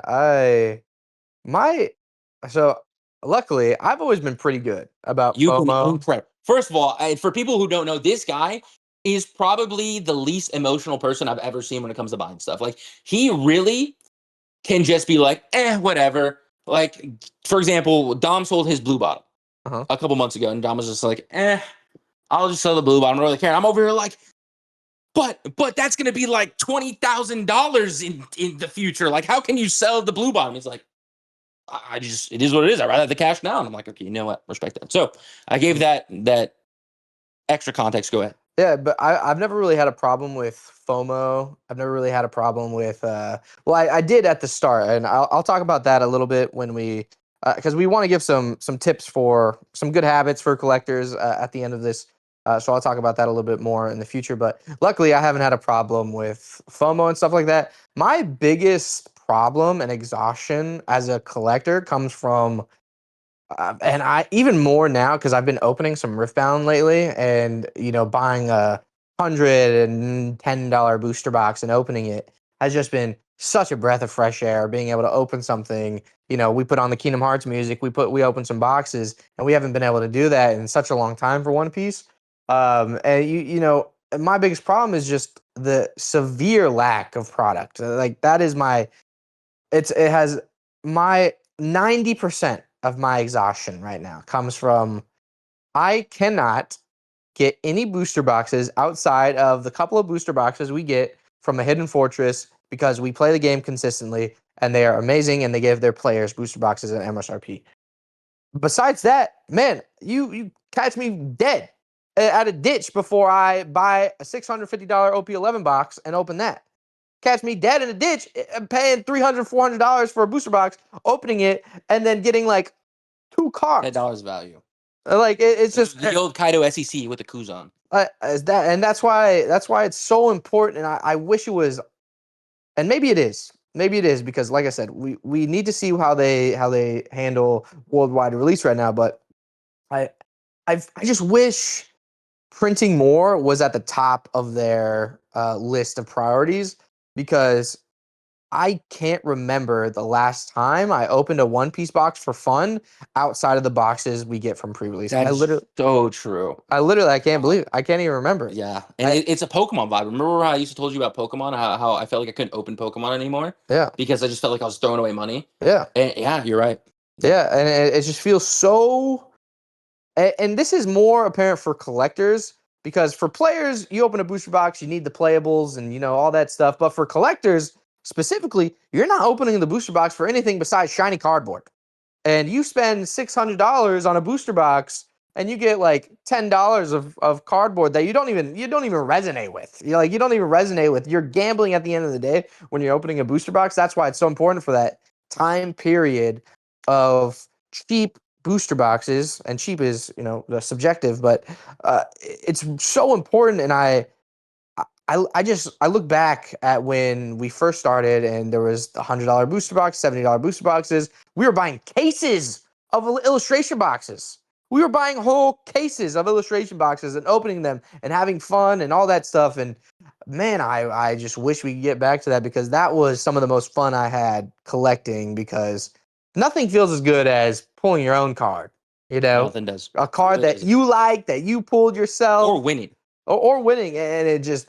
That's my biggest problem right now as a collector, and we're 90%, at bare minimum, 90% of my frustrations come from. Is there promo fatigue? Absolutely. It is kind of exhausting trying to get every single promo card that's going on right now because promo cards are cool. There's usually a lot of story behind them, and it's tied to this limited edition event and all that stuff. Like, it's cool to have these promo cards, and that's why it's so exhausting because they keep doing them, and they're all bangers all the time. They're just always banging, so it's hard. It's hard. But yeah, I would say it's the severe demand and lack of product that becomes my biggest problem right now. So I don't know. I agree. I agree with all three of us, what we're saying. I also do think, though, that there is so many factors here that even the things we discussed in this conversation are not going to be everything for everyone. And I'm actually curious what their own opinions are in the comments. Yeah. Sea Treasure, have anything to add? No, I was just going to say, do you think that local card stores that are selling at secondary prices, and this might be a spicy one, but are they as bad as scalpers? Are they doing damage long term to the question. To the hobby? Because just listening to what you've been saying there, Dom, I think it's a big problem, right? I mean, the thing is, even in the UK where we've got less stores, you still used to be able to go and get them at RRP or MSRP, and the fact that now they're just charging secondary, and with the limited supply. So if you're newer to collecting or newer to even playing, I don't know what the solution is. Are they doing damage to the hobby? If they're not, because you mentioned, I didn't know that until you just revealed that they do you a solid and they do it at RRP, right? So, but not all card stores do that. Is that a problem, do you think? That's a great question because I think it depends. I've heard Pokemon reprints, for example, distribution will come to them and be like, secondary market for this ETB is $300. We'll let you buy these ETBs for $250 each. And so distribution is a huge problem for that aspect where they're charging close to market for these LGSs, at least in the United States. Not sure how that operates in your neck of the woods, but at least in the United States, I know that's a thing. For releases, that's where I think there's a problem because you're getting that at a crazy price. You're probably getting our card shop's probably getting OP17 for like $60 a box. At that point, like it's such a hard thing to answer because I do think profiting as a company, you want to profit. You want to make money as a company. That's just at the end of the day, that's your goal. And I think as a card shop, it's so hard to make money. I've heard horror stories about card shops being so hard to make money with. And so they'll have to buy, and especially because they have to buy shit things to get the good things from distribution. So they'll have to buy, Yeah. I don't know, something for like $60 that's like Sleeves, top loader. yeah, exactly. And they'll have to buy sets that they know suck. They'll have to buy for $60, like Yu-Gi-Oh, for example. Like people, they'll have to buy that for $60, and then secondary market will be like $30, and then they'll have to sell it at a loss and all that stuff. And then they have to try to recoup it from another set that's hot and all that stuff. It's one of those things where like I understand where they're coming from, but there's just a time and a place. I think at release you should always be selling at MSRP because and especially if you have players because if players don't have the cards who do you have? I mean you need to have people playing the game, you need to have people collecting Also, the game. allocation is based off your players. Yeah, exactly. That's another good point where Bandai does allocation for product based off of how many people you play at your store. So that's another thing where you're kind of shooting yourself in the foot if at least you're not doing MSRP at the start, or at least doing what Hidden Fortress does, which a Hidden Fortress will, if you play in events, you probably get 2 boxes at MSRP. That's it. If you don't play in events, you will not get an MSRP, but they'll usually drop it like $20 from market. They won't like put it above market or anything like that. So I like the way they handle that. Is it fair to people who don't play the game, like yourself, Seal Treasure?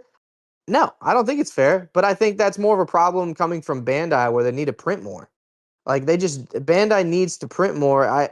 And a lot of people do villainize LGSs, which I understand. I do understand, but there's a lot of things that people don't understand about everyone, like LGSs, they have to make money. It's probably really hard to make money, all that kind of Totally. stuff. So Totally. No, they're running a business and they got so many hidden costs, and that's why card shops in the UK last like 6 months and then they go bust, right? Because they just can't, yeah, with the price of the rent and the bills and council taxes and all that stuff.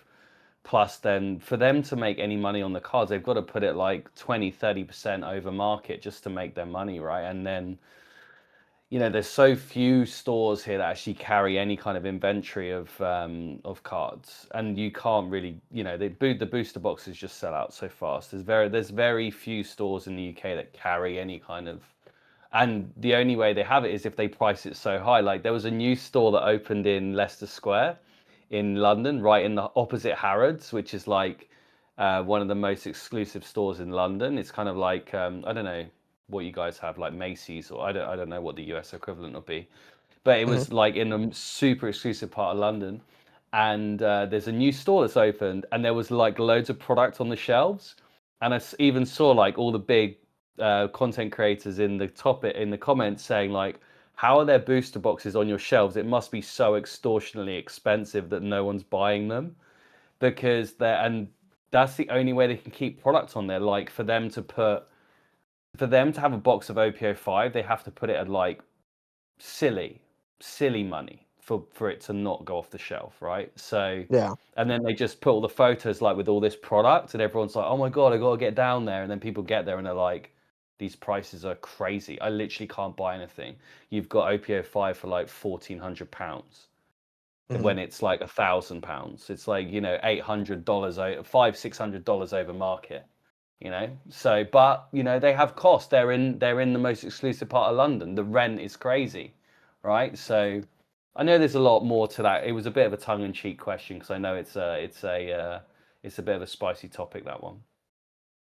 I have a couple things I want to add because, all right, this can be premium gas, but I mean what I'm going to say, which is I genuinely don't think that there's a card shop that operates better than a Hidden Fortress. So our local game store, Seal Treasure, this is how they operate. So Dom gave you some insight in that players get boxes at MSRP. On top of that, they have a system in play where if you are consistent in regular business, so the priority is, let's say OP17 comes out, the players list comes out, they're like, okay, these 36 players each get 2 boxes. It all depends on the allocation the shop gets. Then what will happen is there will be a secondary list for regular people, collectors, people who just don't have time to go play, who frequent the card shop and give them business though. Mhm. And those people get 2 boxes at MSRP. And then what happens is the rest of the population is offered boxes that is under secondary, but it's typically over MSRP, right? But the whole idea is we are going to be under what secondary is to invite new business while also ensuring that our player base and the collector base are taken care of, who have been consistent business for us. That model is incredible. The other thing that our shop does that I don't know how other shops compete with, and I think is a good point that you mentioned, Seal Treasure, in terms of not being able to keep products on the shelves. The store owner at our shop refuses Pokemon One Piece Ripbound to have empty shelves. It is. I've never been there and seen an empty shelf. It is something I've never seen. Right, like when we went to San Diego, which is like 3 hours south of us in California. And when we went there, we went to check all the local card shops. This was like during peak boom to see how it was. We couldn't find a manga card. We went to 5 or 6 card shops and couldn't find a single manga card. I could go to my card shop down the street and there would be a case there with 6 mangas. There would be a Bubble Zoro in there right now. There would be a OPO1 Red Zoro leader. Like they have found a way to ensure that there is going to be business walking through the door. And well, I don't think every game store has that opportunity. I think the other really important thing is transparency. And that's one thing that our card shop does that is also fantastic. So a great example of this is EBO3. EBO3 pricing, the boxes fell off the truck from the manufacturer. They all got dropped early. People stole them. Anyways, point being, our card shop let everyone know in the Discord, like, hey guys, we had to pay a lot of money to get you product at release. We had to pay X, Y, and Z price to make sure you guys have product. But what we're going to do, players, you're still getting boxes from SRP. They're taking the loss on the box pricing to ensure their players get it. People who are regulars, you're getting boxes at MSRP. But to everyone else, we have to sell secondary. And it's because we had to spend all this money to get these boxes here in our shop. And that is the transparency that I think if more shops had with their community would resonate with it, right? Because again, we all understand it's a business. I don't care. You could be a 15-year-old kid going to your card shop. You understand the card shop doesn't stay open without making money, right? Like, but people are so afraid of being open and honest with their community because they feel like it's going to shoot them in the foot in some way. When the reality is, it builds a greater connection. That made me want to spend more money at my local game store, knowing what they were doing for their players and for the people, the collectors out there. They were taking a loss on getting those boxes in the shop to then sell it to people at MSRP to ensure that they were taking care of their. We actually purposely paid extra. Yes, we did. And this also connects back to a bigger thing when it comes to the card shops and the operation, which is we have to remember for a lot of these card shops, I know the thought process of them being in business for over a year is crazy, but for those card shops that were in business through the bad time, through the bear market, this is their opportunity to make their money back. They were losing a lot of money on holding Pokemon or Magic in their card shop, even One Piece. Like they were losing money selling these boxes in many situations for like $70, $80 a box.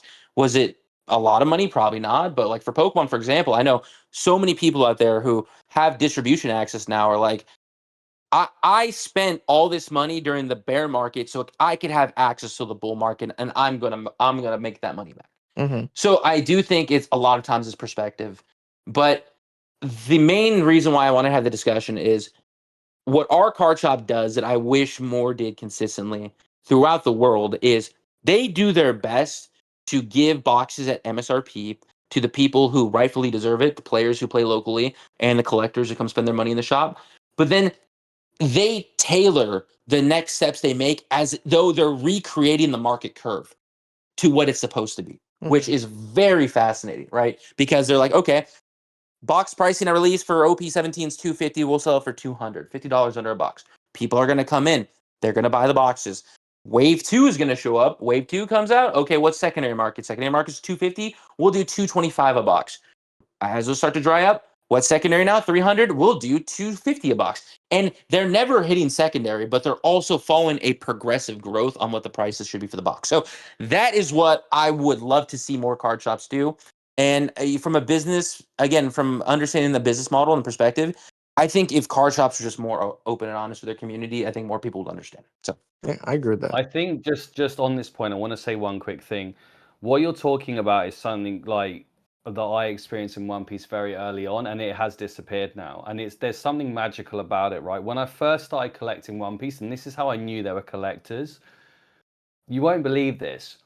When I first started selling and trading cards, collectors would send each other free cards in the post.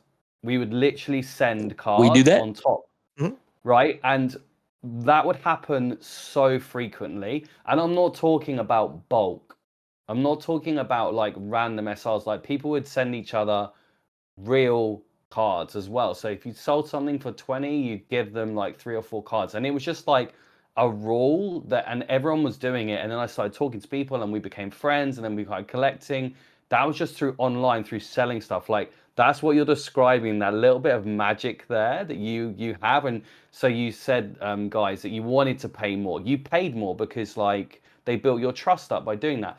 That's what One Piece had pre-OP13 in the UK. Like the collecting scene was, there wasn't that many of us, and we were just sharing cards with each other.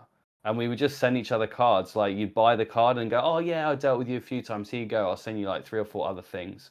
Oh, and then when they get it, they'd be like, oh, that's so cool. Thanks for sending that. I'll sort you out next time. I'll send you this. That used to happen with random people that we never even, like, I didn't even know, right? Just literally from an online app. So yeah, it's when you get to that point, and I do feel like, you know, certainly the online collecting thing, and I know we didn't want to dive in on Reddit, but I think that it just kind of disappeared when more people came into the hobby. That's one thing that did disappear. So that's fantastic. If your local community has still maintained that in the player base, I think that's awesome.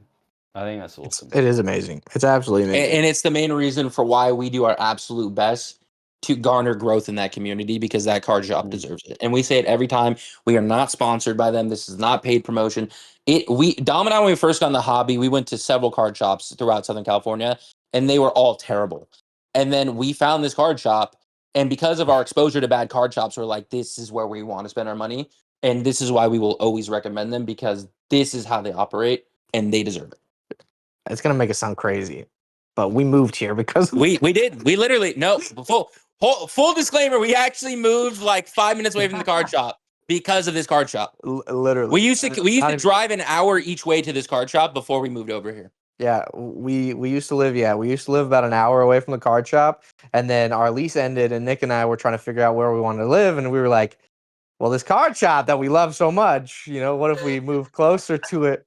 And it sounds batshit crazy, And I have no problem. but I have no problem. But we did it, and I thank myself every day that we did it, because it's so we have such a sense of community. We're able to skedaddle down the street, you know, go play some games, go see the community, you know, go talk to the card shop owner, you know, all that stuff. And yeah.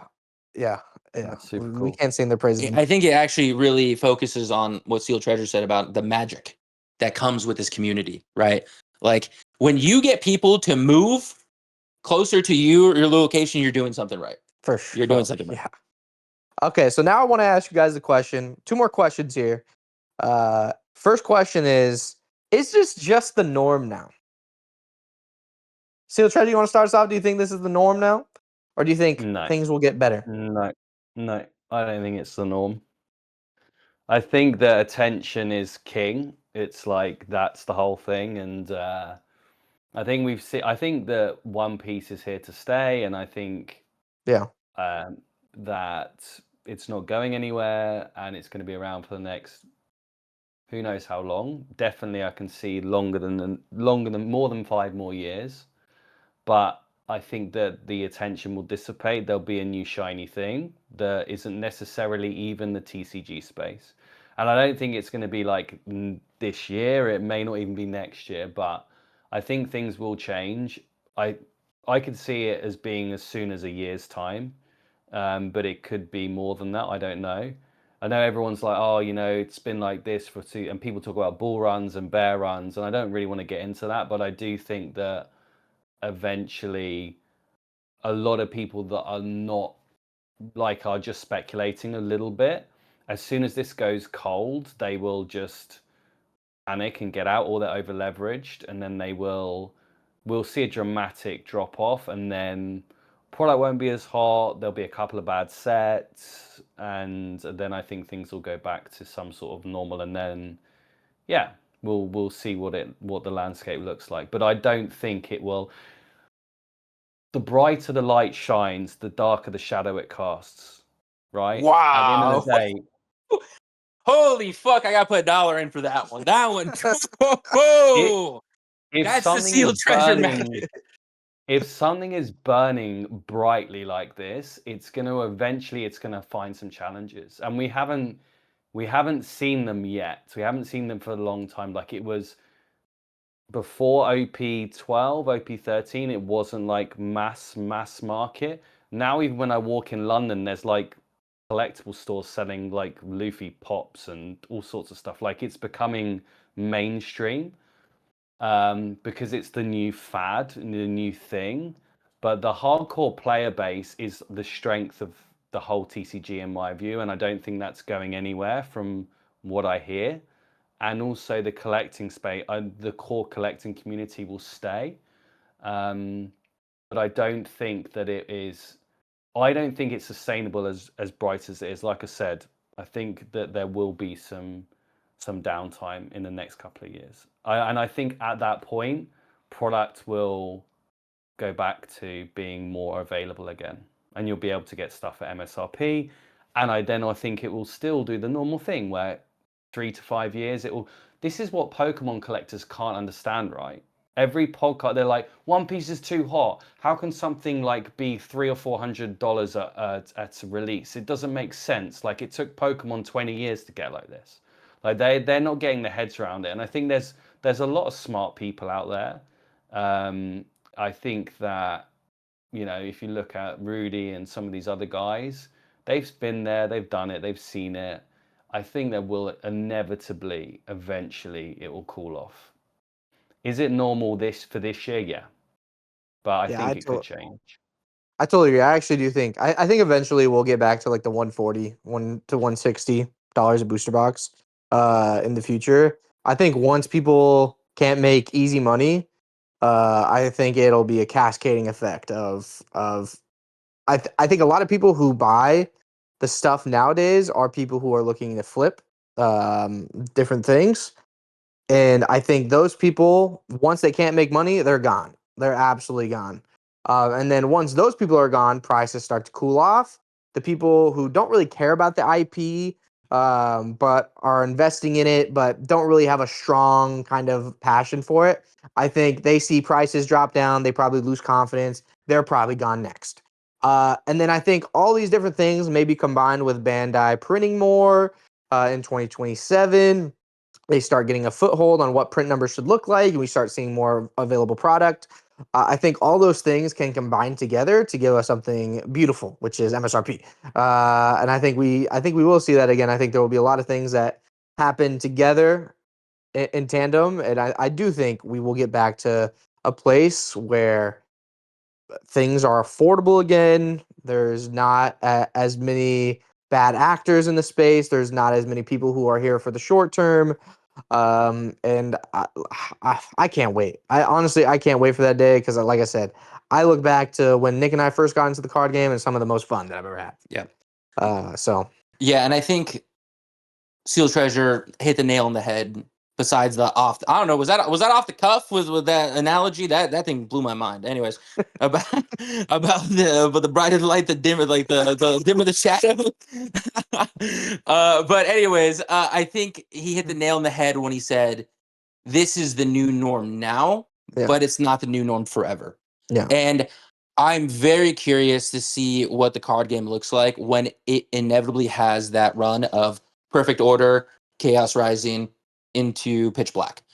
That's why I've been begging for a mid set, because it's hard to keep perspective when arguably there hasn't been a set underneath a quote unquote B tier in over a year.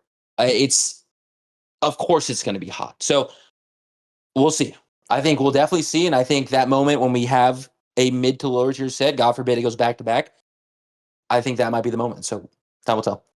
And then the last thing I want to talk about in terms of collecting is just what good habits or tips do we have for collectors? And I kind of want to start us off here because I've been saving something. But when I feel like a lot of collectors come in, they don't really know what to collect. They're just kind of buying a whole bunch of different things. That's what Nick and I did. We first got into One Piece. I was collecting Boa Hancock, Luffy, Zoro, Nami. I will never forget. And you know, we always used to talk about the Bud's order of operation because I feel like a lot of people back in the day didn't really know. It was supposed to be a guiding principle. Yeah, yeah, That's and it. nowadays people know. Like Yeah. it's we It's don't not need as to say it prevalent. anymore, so we don't really say it. But you know, back in the day, we were in that same boat where we were trying to figure out what do we collect and all that stuff. And I started off with all those different characters, and I quickly realized like, oh my god, this is so exhausting getting all these different Boa Nami, Luffy, Zoro cards, and I'm so glad I stopped that pretty quick into my collecting journey because my number one tip for any collector is to have goals in mind. What's your goal? And then set realistic expectations. And then don't FOMO. Those are like my guiding principles. You have to have guiding principles. You have to have goals as a collector. And once I told myself, you know what? Who do I care about? I love Zoro. I'm just gonna collect Zoro cards. And once I took that step into my journey, it was so much easier. Oh my gosh. I have like one Zoro SP here. I got a promo card there. Like I'm not trying to get every SP in a set or every manga, or I'm not trying to get all the Luffy cards or and all these different other cards, whatever. I have a very set goal in mind for collecting. And if you want your goals to be very wide ranged and that's your goal, you want to collect all those different characters, that's up to you. That's up to you. This is just what works for me. I set a very strict goal in mind, which was to collect every Zoro card in the game. God, it's hard. I'll be honest. Those prize cards are like $20 million. Can't get them. 2 kidneys and you'd be $10,000 short. Yeah, yeah. So it's tough, but the whole setting a goal in mind, having guiding principles for what you collect, and then also, like I said, having standards as well for like when a promo card comes out. For the round one promos, I haven't bought my Zoro promo yet. I'm still waiting for the final wave to happen, and then I'm gonna buy my Zoro promo. So I'm sticking to my guns on that. Same thing for when a set comes out. Sometimes I'll have a gut feeling like Bubble Zoro. I bought that like at $450 right on release. And that was just because I love the card so much. I just had a gut feeling. I thought it was the best card I've ever. And now it's like $900. So I'm glad I did that. But usually I'll wait. I'll wait like a month and a half, 2 months to get any card that I want. So having those guiding principles, don't give into your FOMO. Have a goal in mind, and I think you'll be all right. I think I'll be all right as a collector. I'm gonna go second just because mine's gonna be really quick. In addition to that, because I agree with all of that. Yeah. The only thing I would say is if you haven't seen that One Piece of Insight video where he says top 5 mistakes that collectors make, 100% watch that. I agreed with every single one. But the most important one, and I think should always be your guiding principle, is to collect what you love. If you Yep. collect what you love at the end of the day, you can never go wrong. So that's all I'm gonna have to add. See a treasure you So got anything? two quick things. I think one thing that I see a lot of people do, and I think it's a really good point you make. Set some goals, be intentional about what you're doing. Otherwise, you can very quickly end up in hot water. Lost in the People sauce. overtrade a lot. They overtrade, so they're just constantly selling. And I think there's different schools of thought around this. You'll see lots of people that maybe are vending that are just saying, just sell all the time, like just be constantly buying and selling. That's different. If you're a collector, I think you can overtrade to the point where you never actually see any value. In fact, you often go backwards, because what happens is you buy when it's frothy, So like you watch the buds and they talk about the Bubble Zorro, right? Mhm. And you're buying, well, maybe Bubble Zorro is a bad example. Okay, but you buy the latest hot card, right? Because you've seen it on your favorite content creators and you're like, wow, I love this thing. And then the very next set comes out 6, 8 weeks later, whatever it is, 3 months later, and you're then like, oh, you want to buy that. So they then the card hasn't gone up. In fact, it's probably gone down in that you said, Dom, you wait 6 to 8 weeks or whatever it is before you buy. So they literally buy at the peak, then they trade that card at the absolute lowest point, and they don't realize any of those gains, and then they get upset they lost that card, and then they end up buying that card back later at a much higher price. Mhm. So so many of my friends that are collectors message me like, do you think I should trade this? I'm like, dude, you just did a good trade on that. Like, you just, like, one of my friends, he traded like 2 or 3 SPs to get into a manga he wanted, and then he's like, oh, this other manga, I can trade it for that. And I'm like, dude, like, you're not realizing any of the stuff. Like, you need to wait, like, be a bit more patient. So I think there is a danger in over trading. On the counter to that, the only thing I would say, and I would this maybe put this to you guys a little bit, and I don't think there's enough advice out there about when to sell. And I think you mentioned about you sold your white bottom box, and fair play to you. I think that's a very good move. Nobody talks about selling. I mean, it just doesn't. I think it's at the point where it's not very healthy. Like, we talk a lot about buying cards and this set's coming out and all of this, and we're creating this. This opportunity, buy this card, buy that card, etc., etc. Everyone in this space. No one says, by the way, I sold this to do this, or this is a good opportunity. So I bet you there's tons of people selling right now just because they want to buy OP17. Now is not a good time to sell your cards, in my opinion. Mhm. Like, I wouldn't be selling your cards right now. Obviously, if you need the money, if you've got bills to pay, all of that stuff, I get all that. But I just mean, if you're collecting over the next 3 to 5 years and you want to build something and you have goals, whether it's collecting Zorro or Nami or Boa or whatever it is, or the Straw Hats, over trading all the time, every 6 weeks, trading, chopping and chopping and chopping and chopping, you're never going to realize anything. I bet you there's cards in your collection guides that you got when you ripped OP05 or OP6 have gone up like 5 times, 6 times, 10 times, right? Mhm. You've Yes. done that because you've held on to that card. And if you wanted to buy something bigger, you could, right? So that's my only point. My only point is, I'm not saying you should hold forever, but you got to pick your moments a bit. Like, don't overtrade. That's Incredible good. Yeah, advice. that's good Honestly, advice. something that I think is very important to have a further discussion on, and I think a lot of people don't even consider that. I know Especially because card shops do 60% trading yeah, value, yeah, dude. yeah. I actually that another ponder, the concluding ponder. I'm gonna have to process that one. The concluding ponder. Yeah, no, that's a really good point. I think don't overtrade is a really good advice. I also like oh my god, I'm spacing in my mind. I'm spacing. Uh I lost it. When to sell? When to sell, I was talking about, is a Oh tricky. yeah, Is yeah, a little, selling. Like selling is when to sell is also really healthy. Like there are some cards in my collection that I'll just never sell. As long as there's nothing bad happening to me. Like I do want to hold these for the rest of my life because I actually do enjoy these cards so much. But there are some things that and this happened when I had that discussion with myself or what are my goals for collecting? And then the blue bottom box was one of those things where it's like $6,000. I was going through some job things, and I was just like, you know what? I'm not super emotionally tied to this. I do think it's cool. I do think a blue bottom is cool, and I think if you hold a blue bottom, I do think it'll be $20,000 in the future. I do think it'll be very expensive in the future. I do think it'll have a higher price. Blah blah blah. Not financial advice, of course. But um, yeah, if something goes up like 10x and you're not super emotionally tied to it, then that's when you should be thinking to yourself, yeah, I'm going to sell this and maybe I'm going to get something else that I am emotionally tied to. I'm a big fan of keeping it in the hobby. For the blue bottom, I couldn't. Like I said, going through some job things, but if you're going to, I do agree. I think you bring up a good point where not a lot of people talk about selling. It's not the sexy thing to do. It's just like everybody watches these videos. I feel like anyway, it reminds me a lot about crypto where everybody just wants their bias confirmed. They don't want to hear that. Yeah, they don't want to hear sealed treasure. I'm selling my God pack because I think I think it's reached its highest price. Like they want to hear, no, this God pack is gonna be $1 million in the future.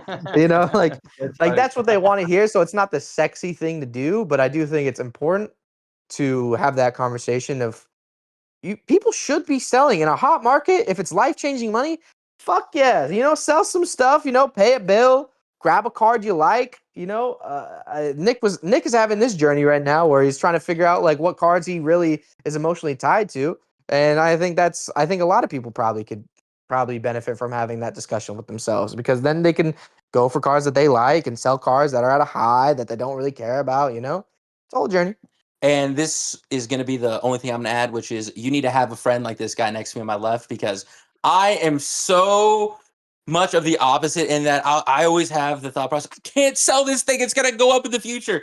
And no joke, what I'll do is I'll bring out my case and my cards and I'll just show in front of Dom if we're going to a card show, or if like I just want to get some extra cash, and I'll be like, all right, what do you think? And then he'll just go through my entire collection and he's like, here's 5 cards.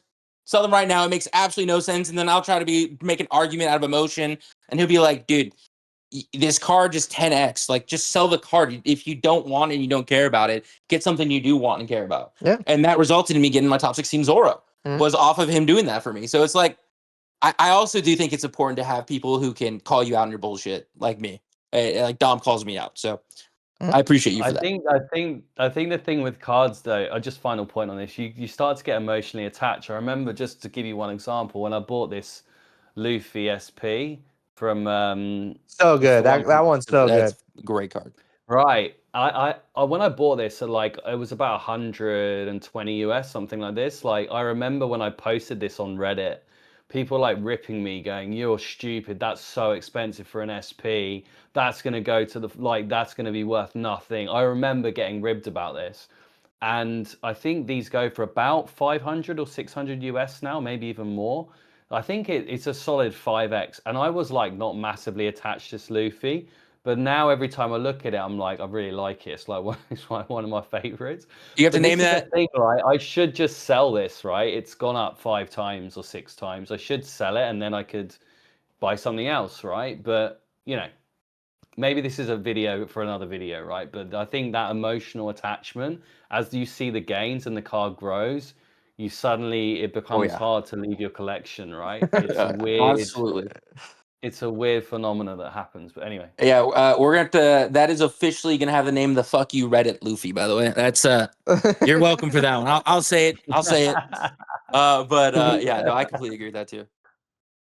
Nice. All right, well, Sealed Treasure, man, it has been such a blast, man. Thank you. Our first ever content creator collaboration, man. I couldn't be happier that it was with you. Fantastic time. I think it was a amazing conversation. If there's anything you want to, plug, obviously go check out Sealed Treasure on YouTube.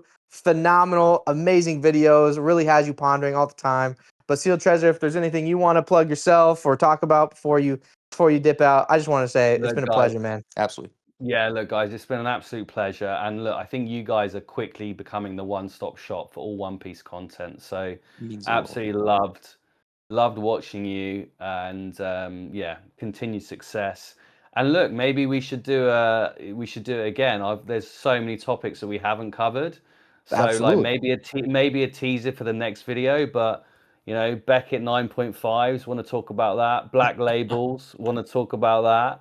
There's lots of other cool stuff we can talk about. So maybe we'll run it back and do one on my channel in the future. Let's see. Hell yeah, I love it. Thanks for having me. Moving on to Buds by the Week. Buy of the Week. Get your cards before they peak. All right, listen, guys. Buds by the Week is basically where Nick and I will choose a card, a group of cards, a specialty set of booster box, and we'll say, hey, this is what we think is good buy this week. Not financial advice. Never financial advice.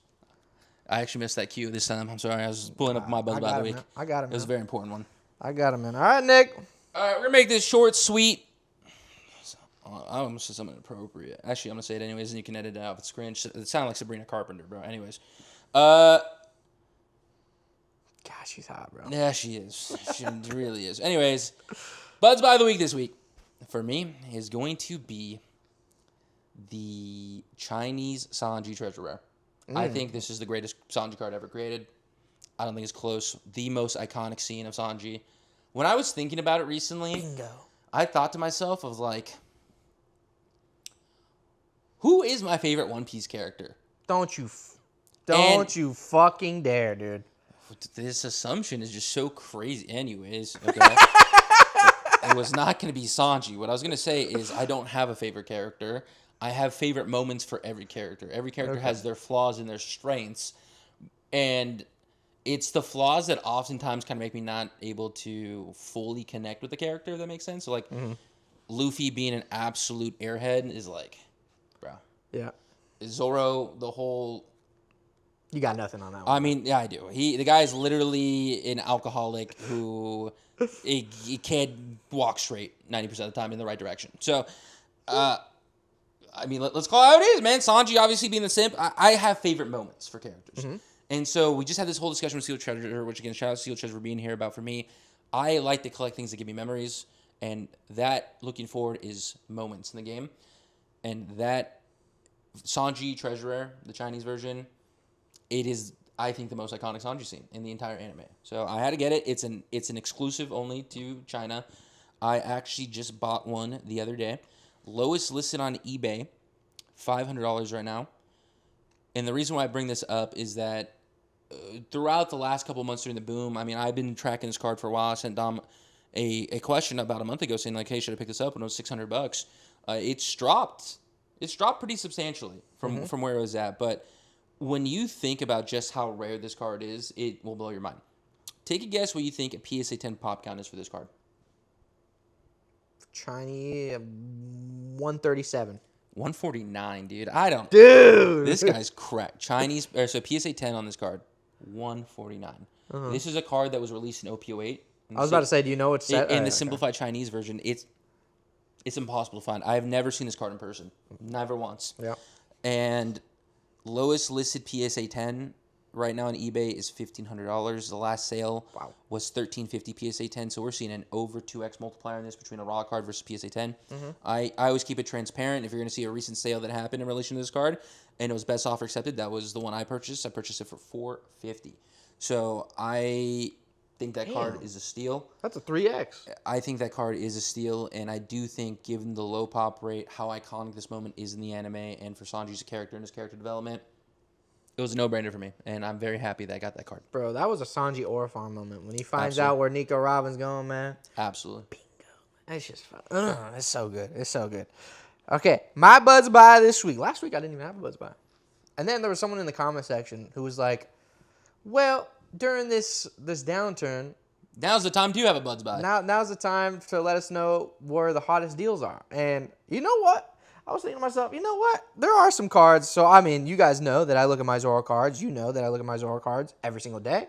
I look at my cards every day, and I look at the prices every day. I just love it. It's my morning ritual. So I'll give you guys 2 Zoro cards that I... Making up from last week, huh? Doing 2? Two of my favorite ones. Future Nick is not going to like that in post. So 2 cards. First one... Sorry, Future Nick. First one is the first anniversary Zoro. And this is PSA 10. Was going for $2,500 PSA 10 only like a month or 2 ago. Now it's $1,100 on eBay. Correct. That is like a 60% downturn. If you are a Zoro collector who was priced out of these cards, I think that's a fantastic pickup. And then the second one is the Playmat Zoro, which it was $1,800 and now it's $955. So that's another one that is about a 50% increase. So if you are looking on eBay, looking on TCG Player, you can find some amazing deals right now just because of the downturn that happened, especially because things were so hot like a month or 2 ago, especially with the promo craze. And now that that's cooling off, Now, if you missed out on a card, I think it's a good time to go back and be like, okay, I'm going to pick up this card now. For the Playmat Zoro specifically, the raw version is like $700, and PSA 10 is $955. So I would just buy a PSA 10 copy if you see one on eBay for an affordable price. And then the first anniversary Zoro, I would probably just buy the PSA 10 with that one personally. But yeah, that's my Buzz Buy this week. Love both of them, and I just want to add some additional context for the viewer at home who's going to hear the multiple $100 price tag in every one of our Buzz Buys this week. To me, it makes most logical sense. Mm-hmm. When do you want to buy expensive cards? When there's a downturn.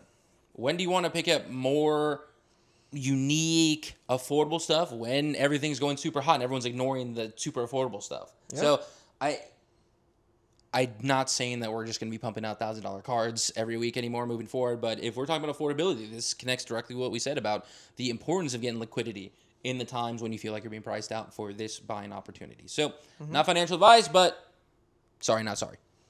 All right, guys. Well, we're moving on to the Q&A segment of the video. Just a reminder, you guys can leave your questions down in the comment section down below, and we may answer yours in the next video. First question comes in from Avergalando4185. Sorry if I butchered your name. They said, great video. As a new collector, I'd like to ask you something. Would you rather have one Snake Man Luffy PSA 10, I'm guessing you're talking about the manga, or multiple sealed boxes from sets like OP05, OP13, or OP17? I really like all of these, but I can't afford both. Thanks. I think I would personally rather have...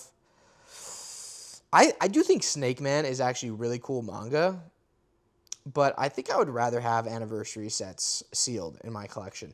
But I think it depends on if you already have slabs of Luffy as a character, or I'm a big fan of diversifying. So if you already have a bunch of slabs, then I would go for OP05, OP13, OP17. If you already have some anniversary sets, but you don't have a lot of slabs, then maybe I would go for the manga. But if let's say you just have the same amount of both, I would probably go for the anniversary sets personally myself. I'm going to go with the old tried and true. This is you question at the end of the day, because as Dom was saying, it really depends on what your collecting aspirations are, right? If you're just looking for long-term value, then you can never go wrong with sealed product. Meanwhile, if you're looking for an affordable Luffy manga that I think is underrated and undervalued, that Gear Force Snake Man Luffy, I love that card. It's one of... in the world of Luffy mangas, there's a lot of Luffy mangas. But I would say I think it's, in the world of mangas, I think it's very high on the list. I like that one a lot. It's a very cool manga, and I do agree with Dom that I don't think they really touched much onto Snake Man and the potential that's there and the cool, unique art that you can do with Snake Man. So, I unfortunately, it really depends on you. I don't think you can go wrong either way, especially if you're buying the Luffy manga in this current market where I imagine there's a bit of a downturn. So, if you are looking for long-term value, then I'd probably go sealed boxes. If you're looking for something that you just want to collect for the personal and you don't have a Luffy manga, then why not pick up the Gear for Luffy manga? So, question at the end of the day. And then our last question comes in from Corey from Instagram, and he says, hey guys, as a newer tournament player, seeing the final reveals, OP17 reveals, make me concerned that people who play are going to get priced out on the set. What are your thoughts? I mean, it's a valid concern. It's a very valid concern. We have players at our card shop who, consistently talk about how they can't afford X, Y, and Z deck because there's an SR that's worth $25 and you have to pay $100 to get the playset. Most recently, us getting starter decks has been absolute hell. It's been absolute hell, and there are some single cards from the starter decks that are going for like $10 to $15. So it's crazy when you need 4 of each card and you need multiple cards. You need 4 of each of those multiple cards. It just adds up really, really quick. For OP17 specifically, if it's anything like OP13, singles will be cheap. This will be one of the most printed sets that One Piece, the trading card game, has ever had. So I think if you are just looking to play the game and you're looking to get singles, I do think you will be able to get them at an affordable price. I would never buy playable cards off the rip, because I think playable cards for sure, 100%, guaranteed to go down. They will go down for sure. So if you can wait a little bit, I think you'll be fine. I think OP13, OP09, all the playable cards, they're super cheap, super cheap. You don't have to worry about that, in my opinion. So now, if you're looking to open it, I do think that a lot of people will get priced out, especially at the start of it, if they don't print a lot of this set at the start. But like we said at the beginning of the podcast, throughout the episode, It depends on what does worldwide release really look like from a printing standpoint. Are they going to print a lot more of OP17? What does the allocations look like? I haven't heard anything through the grapevine that there's some crazy amount of allocation, but I mean, I haven't really looked for it. So I do think if you're just looking to play the game, I think you'll have a good time finding affordable pricing if you just wait a couple weeks. That's my final take on that. And then for booster boxes, I think up in there, we'll see how they handle it. This is a really great question, and thank you for your patience on this, Corey. I actually messaged him back, and I was like, hey, man, are you cool if we answer this on the pod? And he's like, yeah, go ahead. And it was on Tuesday of last week, so it was literally the full week of waiting. But there have just been comment after comment recently, whether on TikTok or on YouTube, from the player base saying, even in the video I made where I was telling new players to go out and play, go out to their local game store and play for pre-release, they're like, why are you telling people this information? Now we're never going to get any product. Blah, blah, blah. People are like, why are you telling new players to go to pre-release? It's just going to make the game slow. And it's like, first of all, take a step back. Number one, at the end of the day, it's cardboard. Okay, that's the first and foremost. Number two, just because the barrier of entry. There's so many people playing my card game. Cry me a river, dude. Exactly. Just because there's people who want to play the card game and the cost of playing has gone up substantially than 2 years ago, doesn't mean we should be gatekeeping people from playing the game. Absolutely not. So, for example, there's a recent comment that we had in one of our videos, and they're like, he's like, as an OG player since OP01, it's crazy that I've been priced out of being able to play the game I love. And my response back to him was, first of all, what fucking deck are you playing? Are you playing Yellow Slop? Because you're probably playing Yellow Slop, and if you're playing Yellow Slop, then you probably should not play Yellow Slop if you can't afford the deck. That's first question, okay? Second question I have in relation to that, which I'm going to do a shameless plug. You didn't even cuss there. Yeah, I didn't. I said, what deck are you fucking playing? Oh. Oh, shit. I got your ass. Shout out Dom for the extra $1. But I'm so tired of this mentality from people who play card games in general of like, I'm being priced out of the card game, but at the same time, I want to play the most expensive deck, but at the same time, it's the most meta deck, and it's going to give me the best opportunity for winning. You can't have everything. You can't have everything. And a great example of this is a damn 13-year-old kid at our card shop named Wyatt. Shout out Wyatt. I'm sorry if you had to hear the profanity, but it's like, this kid literally plays the most zombified decks I've ever seen of every color.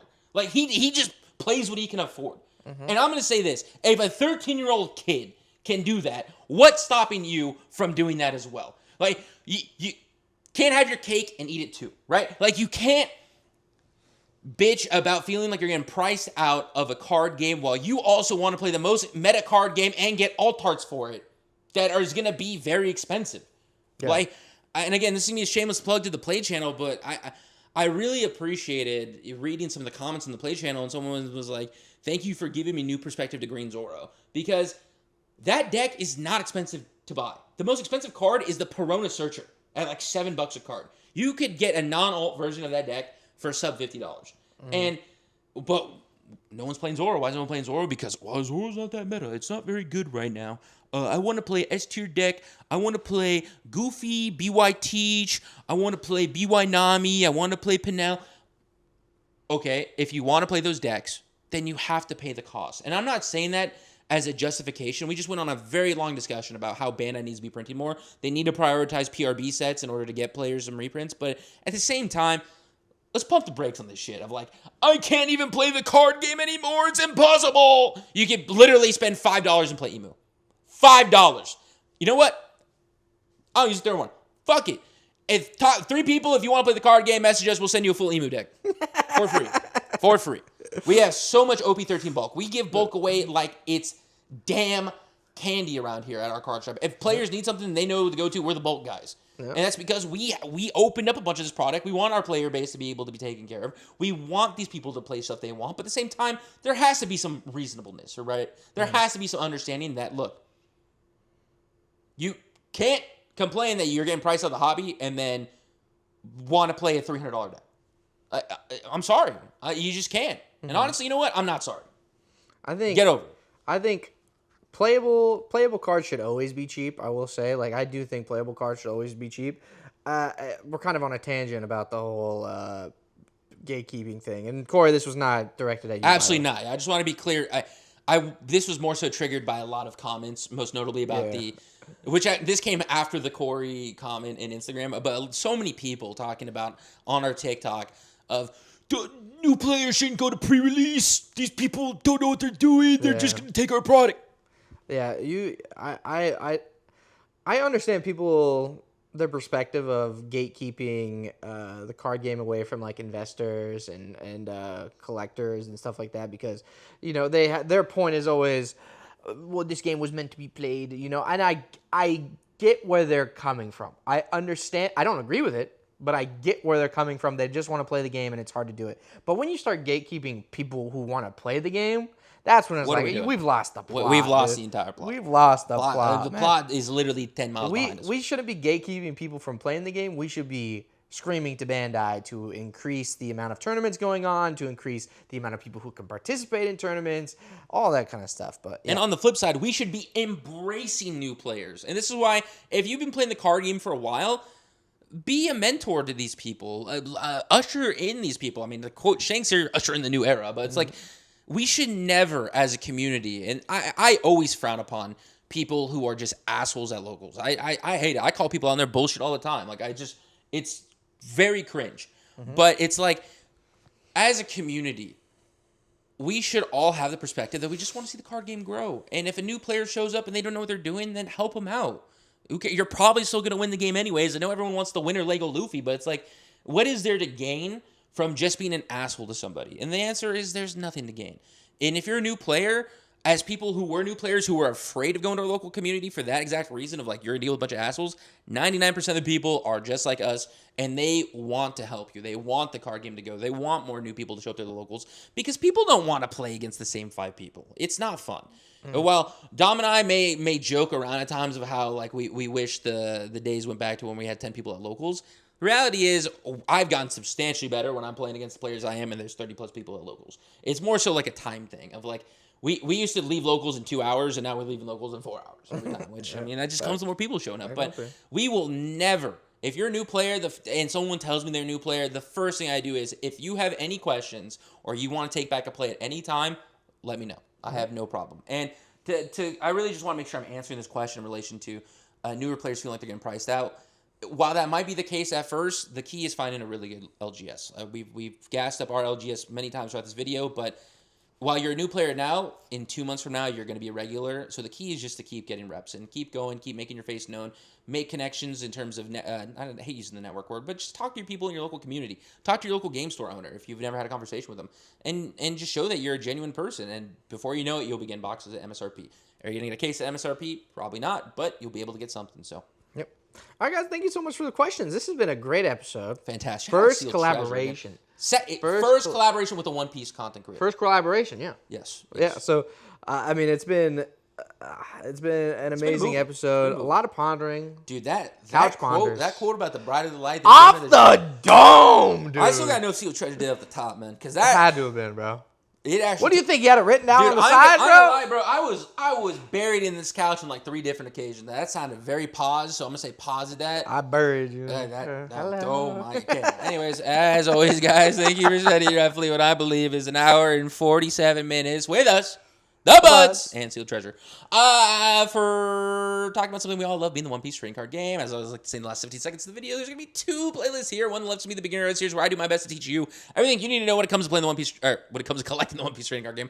And the one on the right is going to be all previous episodes of Buds Watch, where we do our best to give you the most bang for your buck and assisting you in your collecting journey. All right, catch y'all on the next one. Peace.